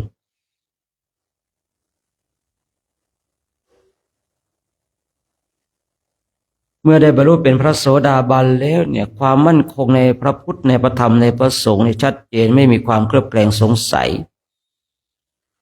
บุคคลหนึ่งบุคคลใดก็ตามที่ได้บรรลุเป็นพระโสดาบันแล้วความเคารพต่อพระพุทธพระธรรมพระสงฆ์นี่จะชัดเจนเด่นชัดเจนจะไม่ก้าวล่วงในคุณของพระพุทธในคุณของพระธรรมในคุณของพระสงฆ์แม้แต่พระสงฆ์ทำผิดพลาดเนี่ยพระโสดาบันเนี่ยจะไม่กล่าวตำหนิตีเตียนด่าร้ายใส่สีเสียดสีอย่างแน่นอนเพราะความเป็นพระโสดาบันจะเข้าใจในกระบวนการของความเป็นปุถุชนของคนพระโสดาบันจะมีความเคารพมากเลยแต่มีบางหมู่บ้านบางคนนะไม่กล้าเหยียบเงาของพระผมเองเนี่ยเคยจาริกธุดงค์ไปหลายๆที่หลายๆแห่งทั่วประเทศไปบางสถานที่เนี่ยเขาไม่กล้าเหยียบเงาของพระบอกกลัวบาปกลัวบาปกลัวกรรมกลัวนี่ขอให้ความเคารพมากเลยนะนี่ขนาดชาวบ้านตาสีตาสาตามายายมีขนาดเขาว่าไม่ได้บรรลุธรรมนะท่านทั้งหลายความเคารพเงาของพระเขายังไม่กล้าเหยียบเลยแล้วจะกล่าวใหญ่ถึงบุคคลที่เป็นพระโสดาบันล่ะคุณธรรมของพระโสดาบันเนี่ยโอ้โหไม่กล้าก้าวล่วงพระสงฆ์อย่างแน่นอนขนาดตาสียายสาตามายายมีเนี่ยยังไม่กล้าเหยียบเงาเลยเราคิดดูความให้ความเคารพในพระพุทธในพระธรรมในพระสงฆ์จะมีขนาดไหนเงายังไม่กล้าเหยียบนี่ขนาดบุคคลที่เขาไม่บอกว่าเขาไม่ได้บรรลุธรรมนะเขายังไม่กล้าเหยียบเงาพระเลย ผมเคยเจอบ่อยๆนะบางหมู่บ้านไปบิณฑบาตเนี่ยโยมมาจากนี้โอ้โยมไม่กล้าไปแล้วนะกลัวโยมกลัวเหยียบเงากลัวเป็นเวรเป็นกรรมกลัวบาปกรรมผมพูดเองที่แรกๆได้ยินครั้งแรกก็เฉยๆก็ไม่เท่าไหร่นะแต่พอได้ยินบ่อยเข้ามันต้องมีเหตุเนาะขนาดคนที่เขาบอกว่าไม่ได้บรรลุธรรมเนี่ยเขายังมีความเคารพพระสงฆ์ขนาดนี้นะแล้วถ้าบุคคลที่ได้บรรลุเป็นพระโสดาบันจะให้ความเคารพขนาดไหนไอ้ที่เราเห็นว่าคนวิพากษ์วิจารณ์กันวันนั้นก็บอกว่าผมเนี่ยบรรลุเป็นพระโสดาบันแล้วแต่วาจากล่าวจ้วงพระพุทธพระธรรมพระสงฆ์เนี่ยโอ้ยนี่วันหนึ่งมีคนมาเนี่ยคอมเมนต์ในการไลฟ์สดว่าผมได้บรรลุเป็นพระโสดาบันแล้วแต่วาจานี่กล่าวจับจ้วงเหลือเกินเนี่ย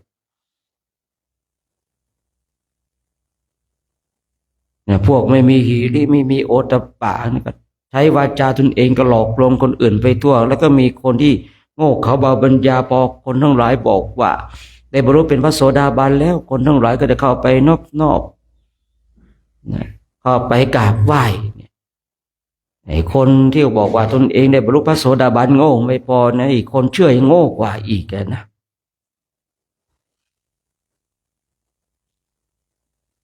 ไอ้การที่คนเราบรรลุธรรมเนี่ยผมไม่เห็นขนาดเราไปบิณฑบาตเนาะตามหมู่บ้านต่างๆยายศรียายสาตามายายมีตามียายมาเนี่ยเงาของพระไม่กล้าเหยียบไปท่านทั้งหลายนี่ขนาดเขาไม่ได้ว่าเป็นพระโสดาบันนะนี่คุณของพระโสดาบันจะขนาดไหนสุปพุทธะชายขี้เลื้อนได้ฟังธรรมแล้วได้บรรลุเป็นพระโสดาบันทีนี้ท้าวสักกะเนี่ยอยากจะทดสอบอยากรู้ไอ้คุณของคนที่ได้บรรลุธรรมเนี่ยเป็นเช่นไรก็เลยแปลงร่างของตนเองดีกว่าแปลงกายจากที่มีเครื่องประดับอลังการก็เป็นเหมือนกับคนโดยทั่วไปเข้ามาหาสุปพุทธะแล้วก็ยื่นข้อเสนอว่าเพียงแต่พูดคำว่าคุณของพระพุทธเจ้าไม่มีจริงจะให้ทรัพย์เท่านี้เท่านี้พูดว่าคุณของพระธรรมไม่มีจริงคุณของพระสงฆ์ไม่มีจริงเนี่ยแต่พูดแล้วจะให้ทรัพย์อย่างนี้เราลองคิดดูนะชายขี้เลื้อนไม่มีทรัพย์สินไม่มีเงินทองไม่มีบ้านช่องห้องต้องอาศัยตามศาลาข้างทางบ้างนอนกับดินกินกับทรายบ้างเพราะตนเองเป็นชายขี้เลื้อน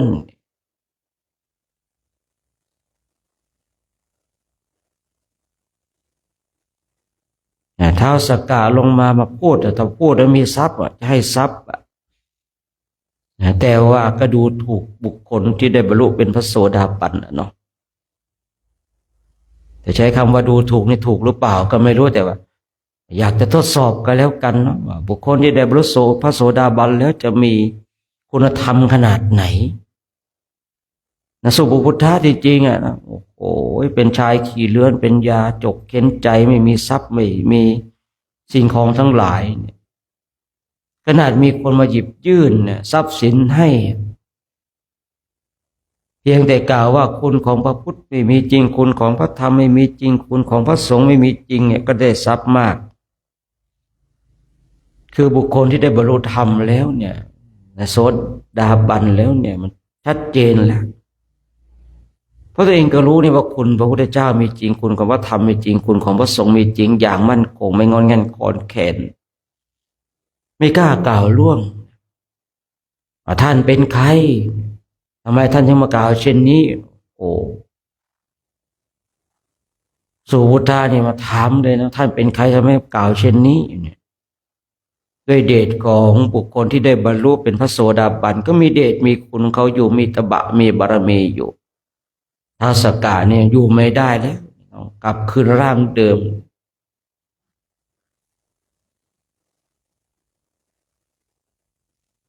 นี่การที่เรามาฟังธรรมกันเนี่ย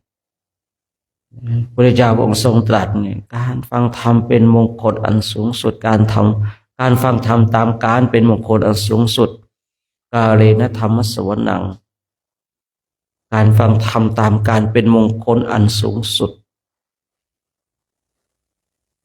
เมื่อเราได้ฟังธรรมและเป็นมงคลแล้วธรรมนั้นเนี่ยเป็นภาคของปริยัติว่าธรรมนั้นในภาคของการปฏิบัติเราก็จะเข้าใจธรรมะของพระพุทธเจ้าตามกำลังในการปฏิบัติของเราเองตามสมควรแก่การปฏิบัติพระองค์ทรงตรัสเช่นนี้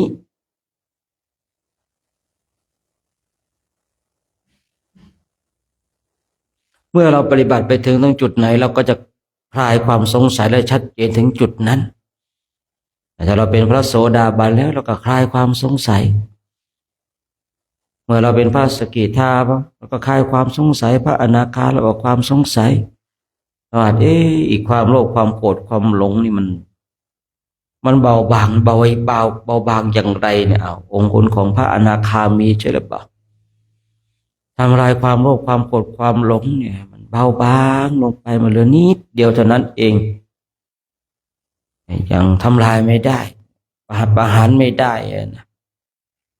ไอเรายังไปไม่ถึงแล้วเราก็สงสัยใช่หรือเปล่ามันเบาบางอย่างไรเนี่ยแต่พอเราไปถึงแล้วเนี่ยเราก็คลายความสงสัยเป็นเช่นนี้เองเนี่ยฉะนั้นปุถุชนเนี่ยไม่สามารถที่จะรู้ความเป็นอริยะของคนทั้งหลายได้ไม่รู้หรอกว่าสภาวะแห่งการปฏิบัติสภาวะธรรมของผู้ที่ถึงแล้วเป็นเช่นไรบางทีบางคนบางท่านบอกว่า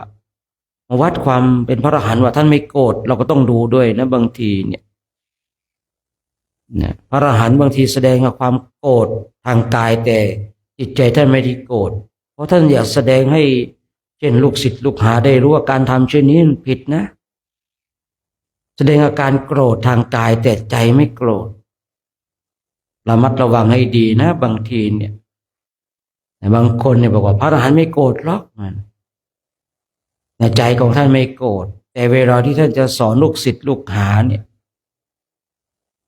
บางทีท่านก็แสดงกิริยาภายนอกดุดโกรธแต่ใจท่านไม่โกรธเพื่อให้ลูกศิษย์ลูกหาได้รู้ว่าทำเช่นนี้ไม่ถูก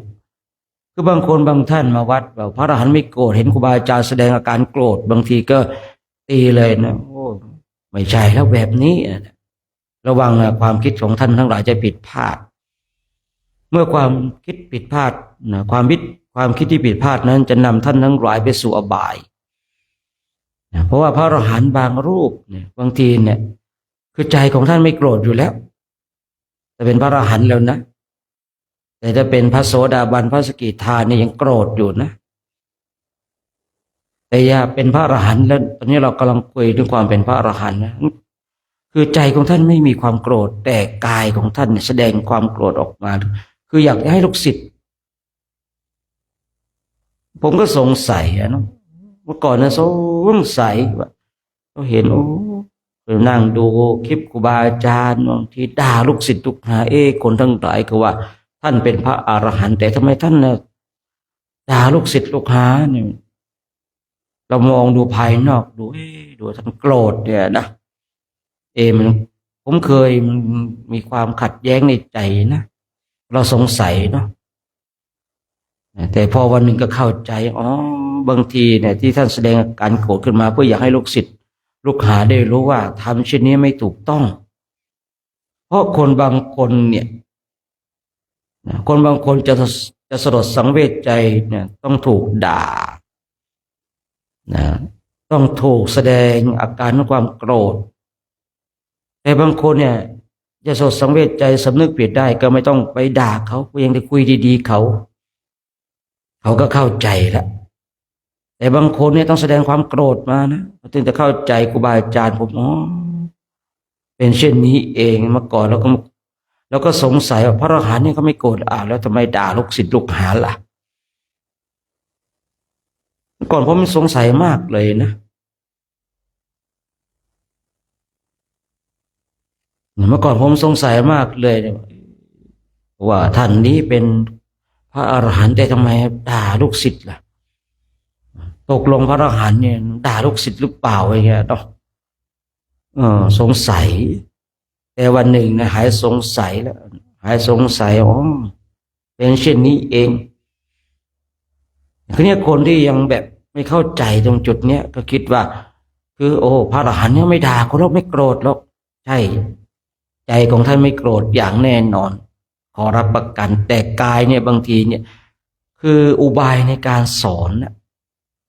บอกกล่าวลูกศิษย์ลูกหาเนี่ยคืออย่างที่ผมได้กล่าวเมื่อสักครู่นี้ว่าคือบางคนเนี่ยคุยครับโดยไม่เข้าใจท่านทั้งหลายคุยแบบนิ่มนวลคุยแบบครับคุณทำแบบนี้ไม่ถูกนะครับนะคุณทำเช่นนี้มันผิดนะครับคนบางคนนะครับผมพอได้ยินเช่นนี้นะไม่เชื่อครับแล้วคนบางคนต้องยินเลยทำไมต้องทำเช่นนี้ไม่ถูกต้องทำเสียงแบบโอ้โหดุน่ากลัว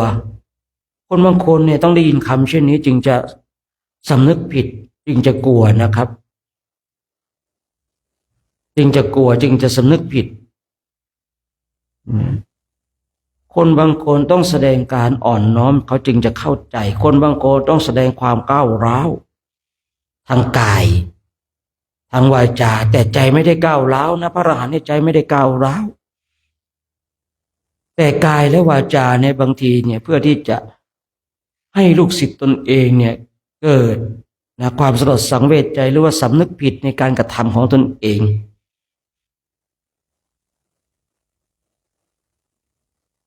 นี่บางคนบางท่านเนี่ย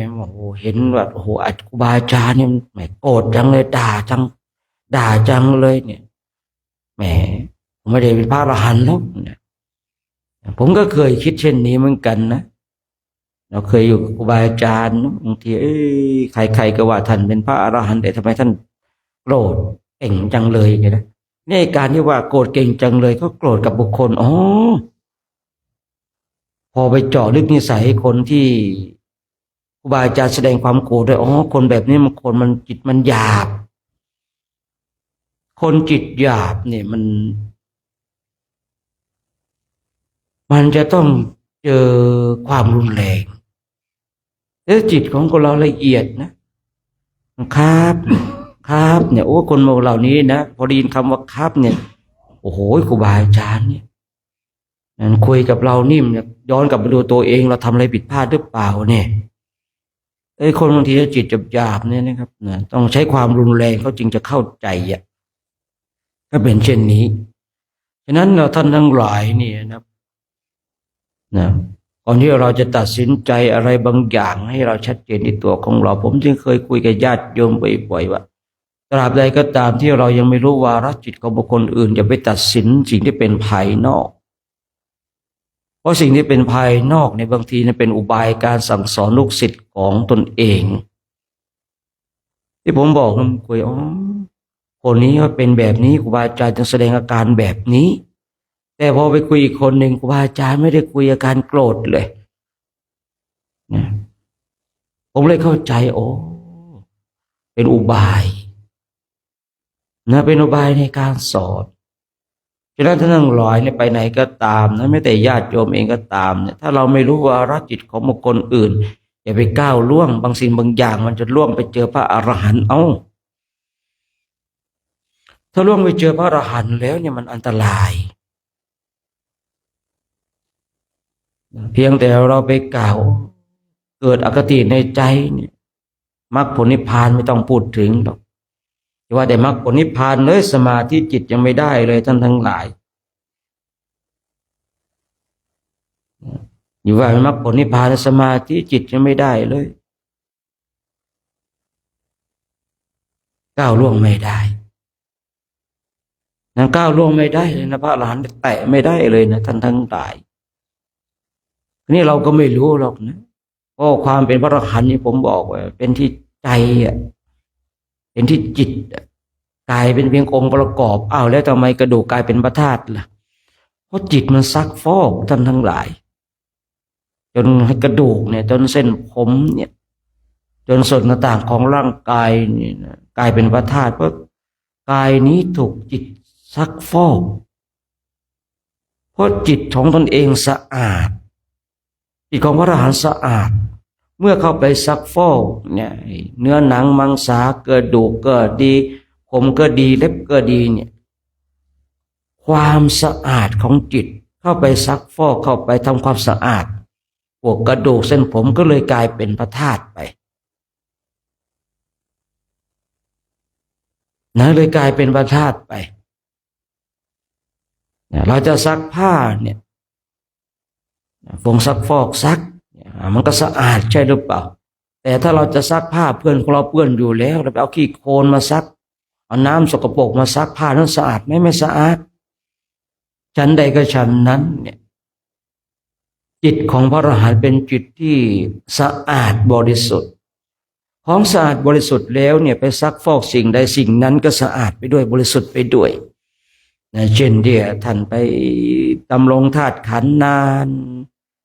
เป็นพระอรหันต์ดำรงธาตุขันธ์นานจิตไม่เคยซักฟอกพวกเส้นผมหรือว่ากระดูกเนี่ยจนกลายเป็นพระธาตุจนกลายเป็นพระธาตุคราวนี้ทำไมพระธาตุจึงมีสีสันวรรณะที่แตกต่างกันออกไป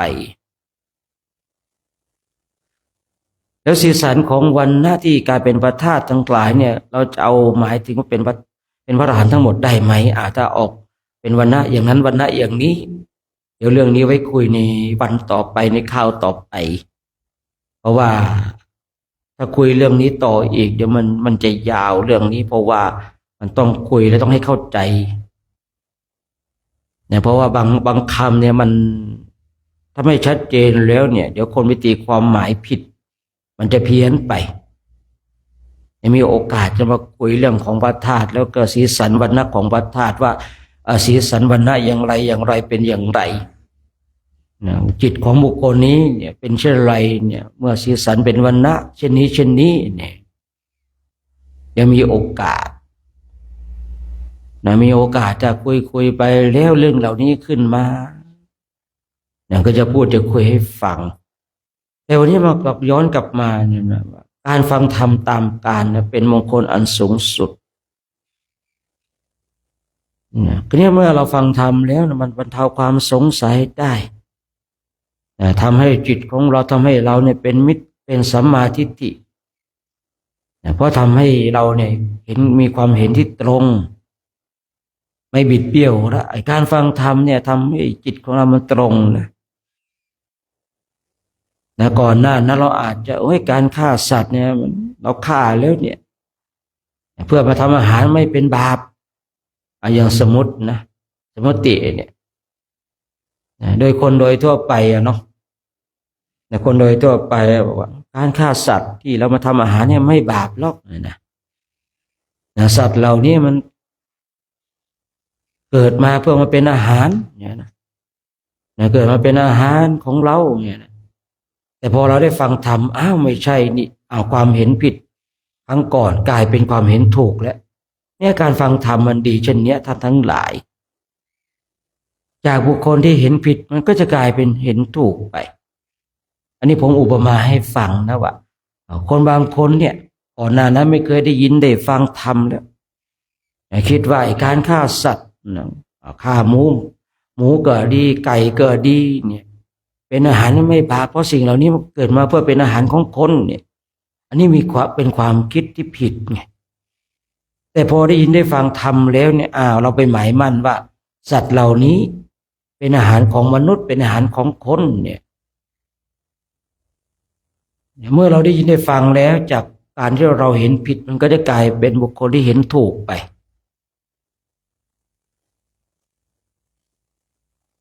ผมจึงไม่แปลกใจแล้วทำไมการฟังธรรมตามกาลจึงเป็นมงคลอันสูงสุด แล้วเรามีโอกาสแล้วก็ฟังธรรมกันไปฟังธรรมกันไปตามเหตุตามปัจจัยตามกำลังและความสามารถของเราฉะนั้นในเช้าวันนี้ก็คงคิดว่าสมควรแก่เวลาแล้วนะให้เราท่านทั้งหลายทำความรู้สึกตัวทั่วพร้อมเราท่านทั้งหลายก็จะน้อมจิตน้อมใจกันแผ่เมตตาให้กับสรรพสัตว์ทั้งหลายที่เป็นเพื่อนทุกเกิดแก่เจ็บตายของเรา สัตว์ใดที่มีความทุกข์ขอให้พ้นจากทุกข์สัตว์ใดที่มีความสุขขอให้สุขยิ่งขึ้นไปเนาะ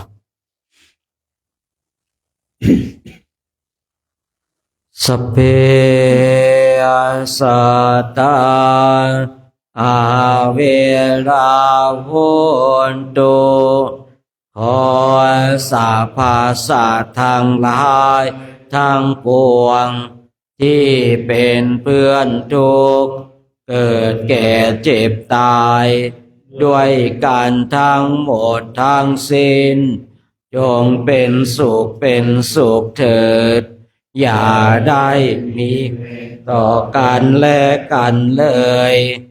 อาปายาปัจจาโหนตุจงเป็นสุขเถิดอย่าได้บาปเบียดเบียนซึ่งกันและกันเลยอานิคาโหนตุจงเป็นสุขเถิดอย่าได้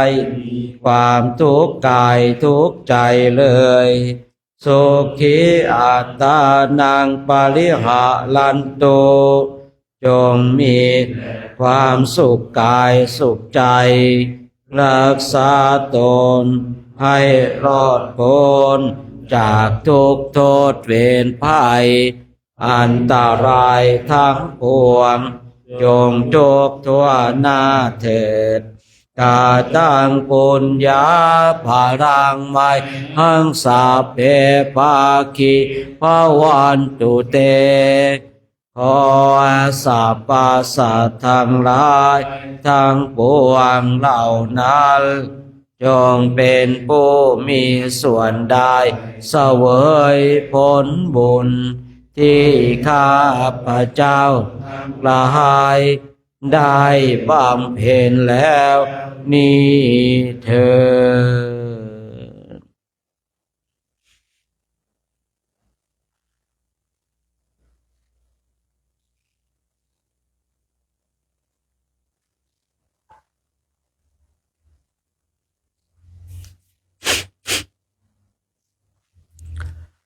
เช้านี้ก็ต้องขออนุโมทนาบุญกุศลกับเราท่านทั้งหลายกันเนาะได้มาร่วมกันทำวัดสวดมนต์เจริญธรรมกรรมฐานทั้งพระภิกษุสงฆ์แล้วก็สามเณรแล้วก็แม่ชีอุบาสกอุบาสิกานะเรานี่เป็นเพื่อนร่วมอุดมการณ์เดียวกันแล้วนะพร้อมกับญาติโยมที่ชมอยู่ทางบ้านอยู่เนาะได้มาร่วมกันสร้างบุญบารมีกันแล้วเรามาขับเคลื่อนนะทำไปด้วยกันมาร่วมกันนะผลักดันเราทั้งหลายกันนะคนมีอินทรีย์มากก็รอบุคคลที่มีอินทรีย์น้อยนะณเวลานี้นะบุคคลที่มีอินทรีย์น้อยมีพละน้อยก็ผลักดันตัวเองให้สูงขึ้นไปแต่เมื่อถ้าเราอยู่นะมีโอกาสถ้าคุยเรื่องการบรรลุธรรมนะมีช่องทางไปได้ไปเลยครับผมไม่ต้องรอกันนะไม่ต้องเป็นห่วงนะเรื่องของการบรรลุธรรมเนี่ยนะไม่ต้องรอกันนะครับใครมีช่องทางที่จะกระโดดเข้าไปได้นะมุดเข้าไปได้นะกระเสือกกระสนเข้าไปได้ไปเลยครับผมไม่ต้องรอใครนะไม่ต้องเป็นห่วงนะโยมก็ไม่ต้องเป็นห่วงหลวงตาเพ็งไงนะตาเพ็งก็ไม่ต้องเป็นห่วงโยมหรอกนะเดี๋ยวจะบรรลุธรรมแล้วตาเพ็งนั่งภาวนาไปจะบรรลุธรรมแล้วนะโอ้เป็นห่วงโยมไม่ไปดีกว่าเนี่ยไม่ต้องไงนะไม่ต้องเป็นห่วงใครเรื่องของการบรรลุธรรมเนี่ยไม่ต้องเป็นห่วงใครเลยนะว่า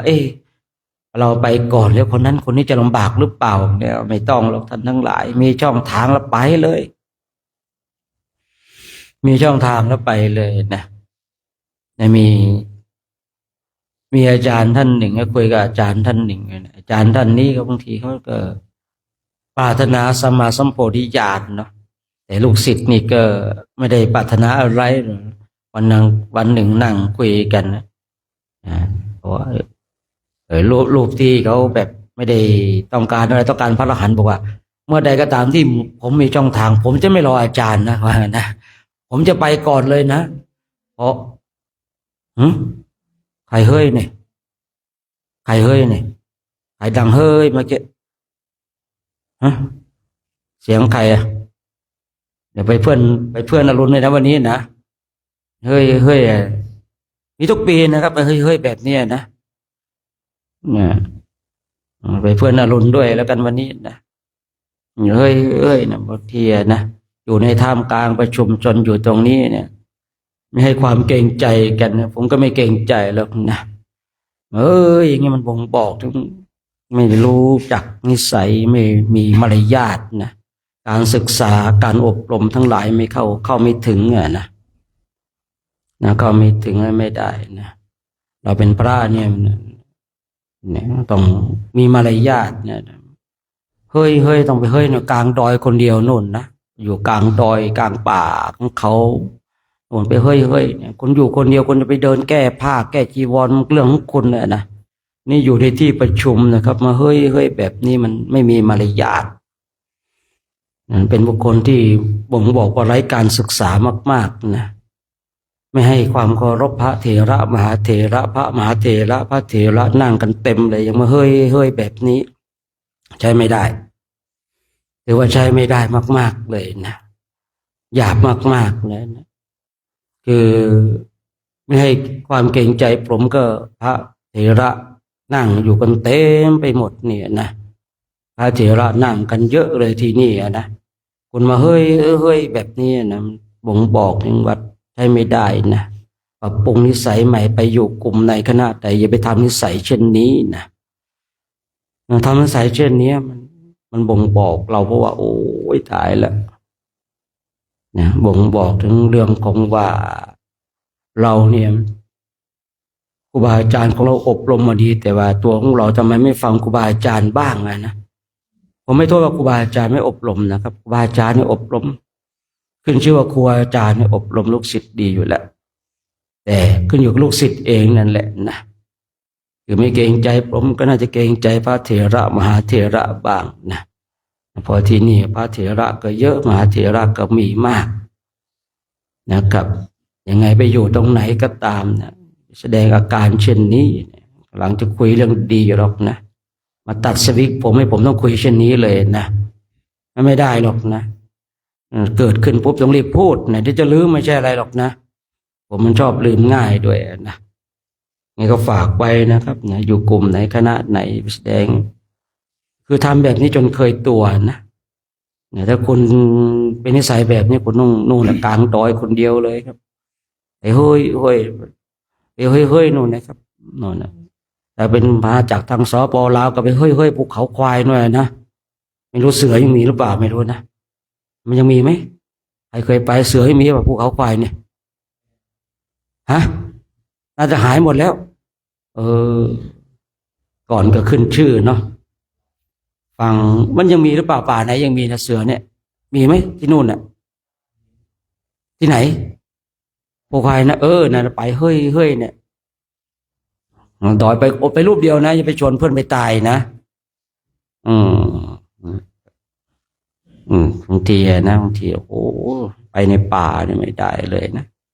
อาจารย์มนิตนะอาจารย์มนิตเนี่ย31 พรรษานะ32แล้วก็ไม่ใช่ว่าพระบวชใหม่นะแบกลำโพงให้พวกเรากันเนี่ยไม่ใช่ว่าพระบวชใหม่นั่นนะครับแบกลำโพงให้เราจัดเครื่องเสียงให้เราเนี่ยอันนี้พูดง่ายๆว่าถ้า20 พรรษาเป็นพระเถระอันนี้โคตรมหาเถระแล้วนะ30 กว่าพรรษาเลยนะครับผมแต่ท่านก็ที่มาแบกเนี่ยลำโพงตั้งเครื่องเสียงให้กับพวกเราเนี่ยไม่ใช่ว่าพระบวชใหม่นะเดินผ่านท่านให้ความเคารพกันด้วยนะไม่ใช่ว่าเห็นท่านแบกลำโพงแล้วทำจิตใจหยาบว่าท่านเนี่ยพระบวชใหม่ไม่ใช่นะผมเห็นนะผมไม่ทำนี่ยังแรงเลยนะครับใจมนิดนะพอเวลาไปเดินทุดงค์ด้วยกันนะโดยปกติเราไปที่ไหนเนี่ยภาพมันสามารถเนาะจะต้องแบบคอยรับหน้าพวกพูดผีปีศาจใช่หรือเปล่าพอแกไปถึงปากกดตรงไหนที่ป่าหินเฮียนนะมีอะไรก็ไปหาโชคเด้อไม่ต้องมาหาผมนะว่านะแบบพูดง่ายๆถ้าเราไปในป่าลึกๆเนี่ยพวกผีสางนางไม้มันชอบมาหาหัวหน้าเนาะชอบมารบกวนหัวหน้าอย่างเงี้ยนะแต่แกมันสามารถบางทีพอปากกดปุ๊บแกจะพูดก่อนเลยนะไม่ต้องมาหานะไปหาโชคนู่นเหมือนกันอยากได้บุญไปหาโชคนู่นว่าแหม โยนความตายมาให้เราเฉยเลยอะนะโยนความตายมาให้เราเฉยเลยนะเนี่ยบางทีอันทั้งหลายนะไม่ใช่เห็นท่านแบกลำโพงอะไรอย่างนี้นะแต่ถ้าอยากจะเล่นเกมกับชนแกเล่นได้อยู่นะแต่คุยกันรู้เรื่องอยู่ เดี๋ยวเล่าในนินทาใกล้ๆตรงนี้นินทาได้ยินเลยนะ ไปเดิน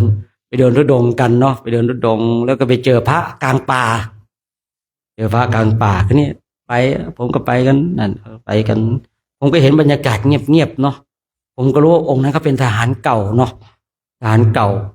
แบบนี้ก็เป็นทหารเก่าเนาะผมเห็นเงียบๆผมก็เลยแย่เรื่องปืนนะครับไม่ปืนเนี้ยโอ้โหคุยกันกับสว่างอะคุยกันเรื่องปืนกันนะคุยถูกคอครับแหมปืนนั่นปืนนี่ผมแย่ก็เสร็จผมหนีไปนอนเลยครับผม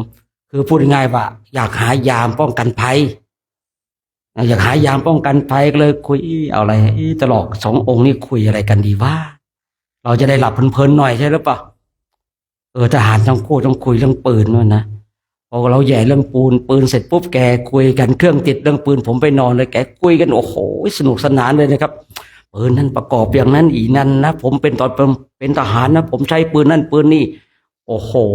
มันเลยครับผมคุยกันนะก็ดีนะบางทีนะผมไม่ชอบแย่คนสมัยก่อนนะผมชอบแย่สมัยนี้ไม่ค่อยแล้วนะหมดไฟซะแล้วนะเอาละเนาะวันนี้เดี๋ยวก็ไปบิณฑบาตอยู่นะครับไปบิณฑบาตอยู่เอาสัก6:30ก็แล้วกันวันนี้เนาะ6:30นะ6:30ไปบิณฑบาตกันสัก6:25ก็ตั้งแถวนะเอา25จริงๆนะเมื่อวานเนี่ยเห็นอาจารย์นี่ก็ถามว่านัดกี่โมงเนี่ยเอา25ก็25นะ25ก็25นะครับนะ25ก็ตั้งแถว6:30ออกรับบิณฑบาตเนาะออกรับบิณฑบาตไปทางไหนก็ไม่รู้นะเดี๋ยว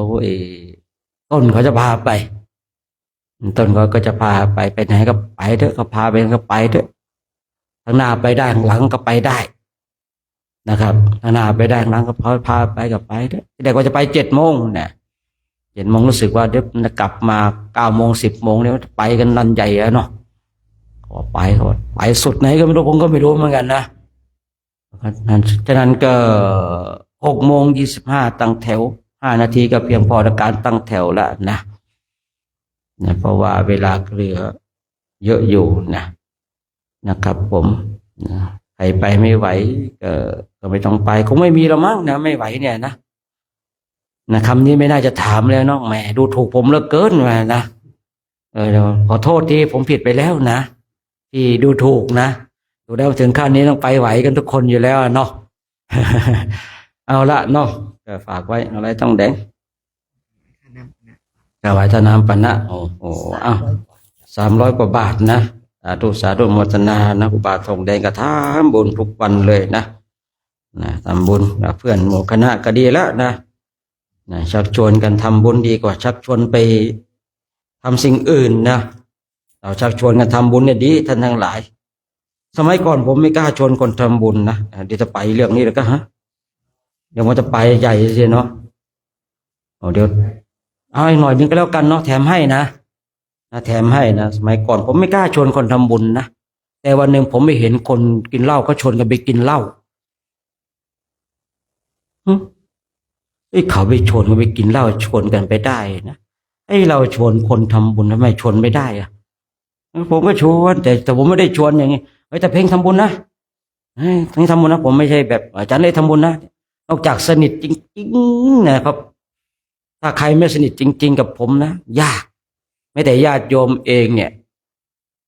มีไม่กี่คนนะครับที่ผมจะชวนทำบุญมายกเดี๋ยวอาตมาจะไปเป็นเจ้าภาพนี่นะประมาณเจ้าภาพเนี่ยนี่ประมาณ50,000นะบอกจำนวนเขาแล้วเขาก็เดี๋ยวผมช่วย30,000นะครับอย่างเงี้ยนะผมช่วย40,000นะครับอย่างเงี้ยคือบอกจำนวนคือเขาที่ผมบอกจำนวนเพราะอะไรอาตมาไปเป็นเจ้าภาพตรงนี้โยม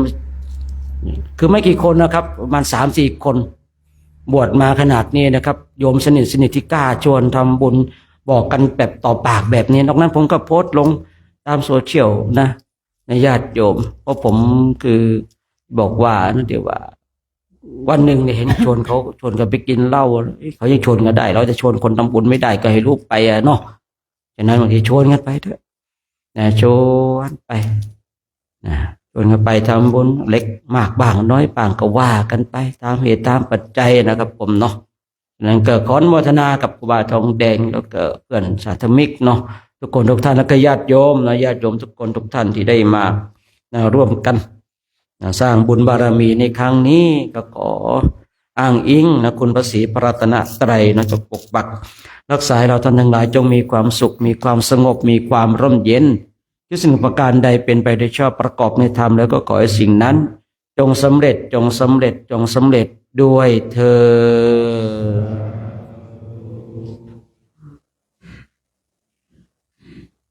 สัพพโลกาวินิโมโตสัพพสันตาปวาจิตโตสัพพเวรมติกาโตนิยพุตโตจตุวังภวสัพเพติโยวิวัชจันตุสัพพะโรโควินาศตุมาเตภวัตวันตารายโยสุขิธิขายุโกภวะวิวัฒนาสิริสานิจาวุฒาปัจจังจัตตารโอธรรมวาทาติอายุวันโนสุขังภะลังต่อไปเรากราบพร้อมกันนะ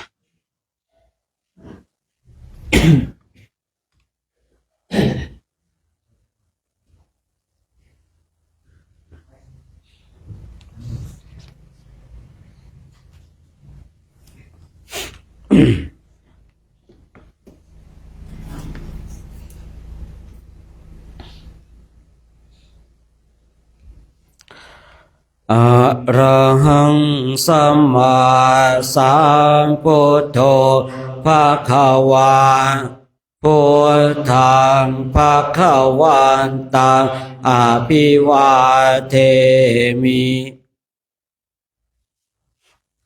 สวากขาโตภะคะวะตาธัมโมธัมมังนะมัสสามิสุปฏิปันโนภะคะวะโตสา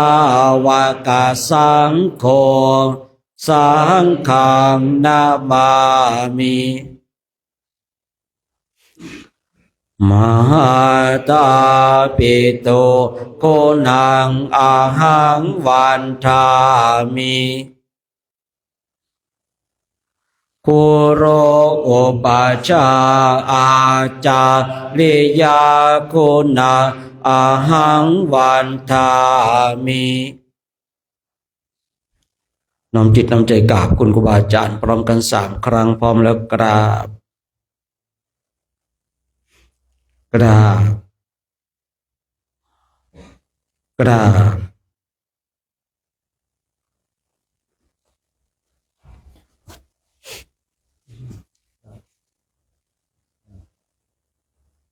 การแล้วกราบพระอาจารย์สุขใจพร้อมกันตามคำพร้อมแล้วกราบสาธุกราบกราบสาธุนะสามเณรแม่ชีโยมพร้อมแล้วกราบกราบกราบไม่ได้เล่นเน้นมิกเลยนะเผลอในที่เน้นมิกอะนะอันนี้มนต์ครับนิมนต์นะนิมนต์นะครับผม6:25เด้อตั้งแถวเนาะเนี่ยจะได้ออกรับบิณฑบาตกันนะ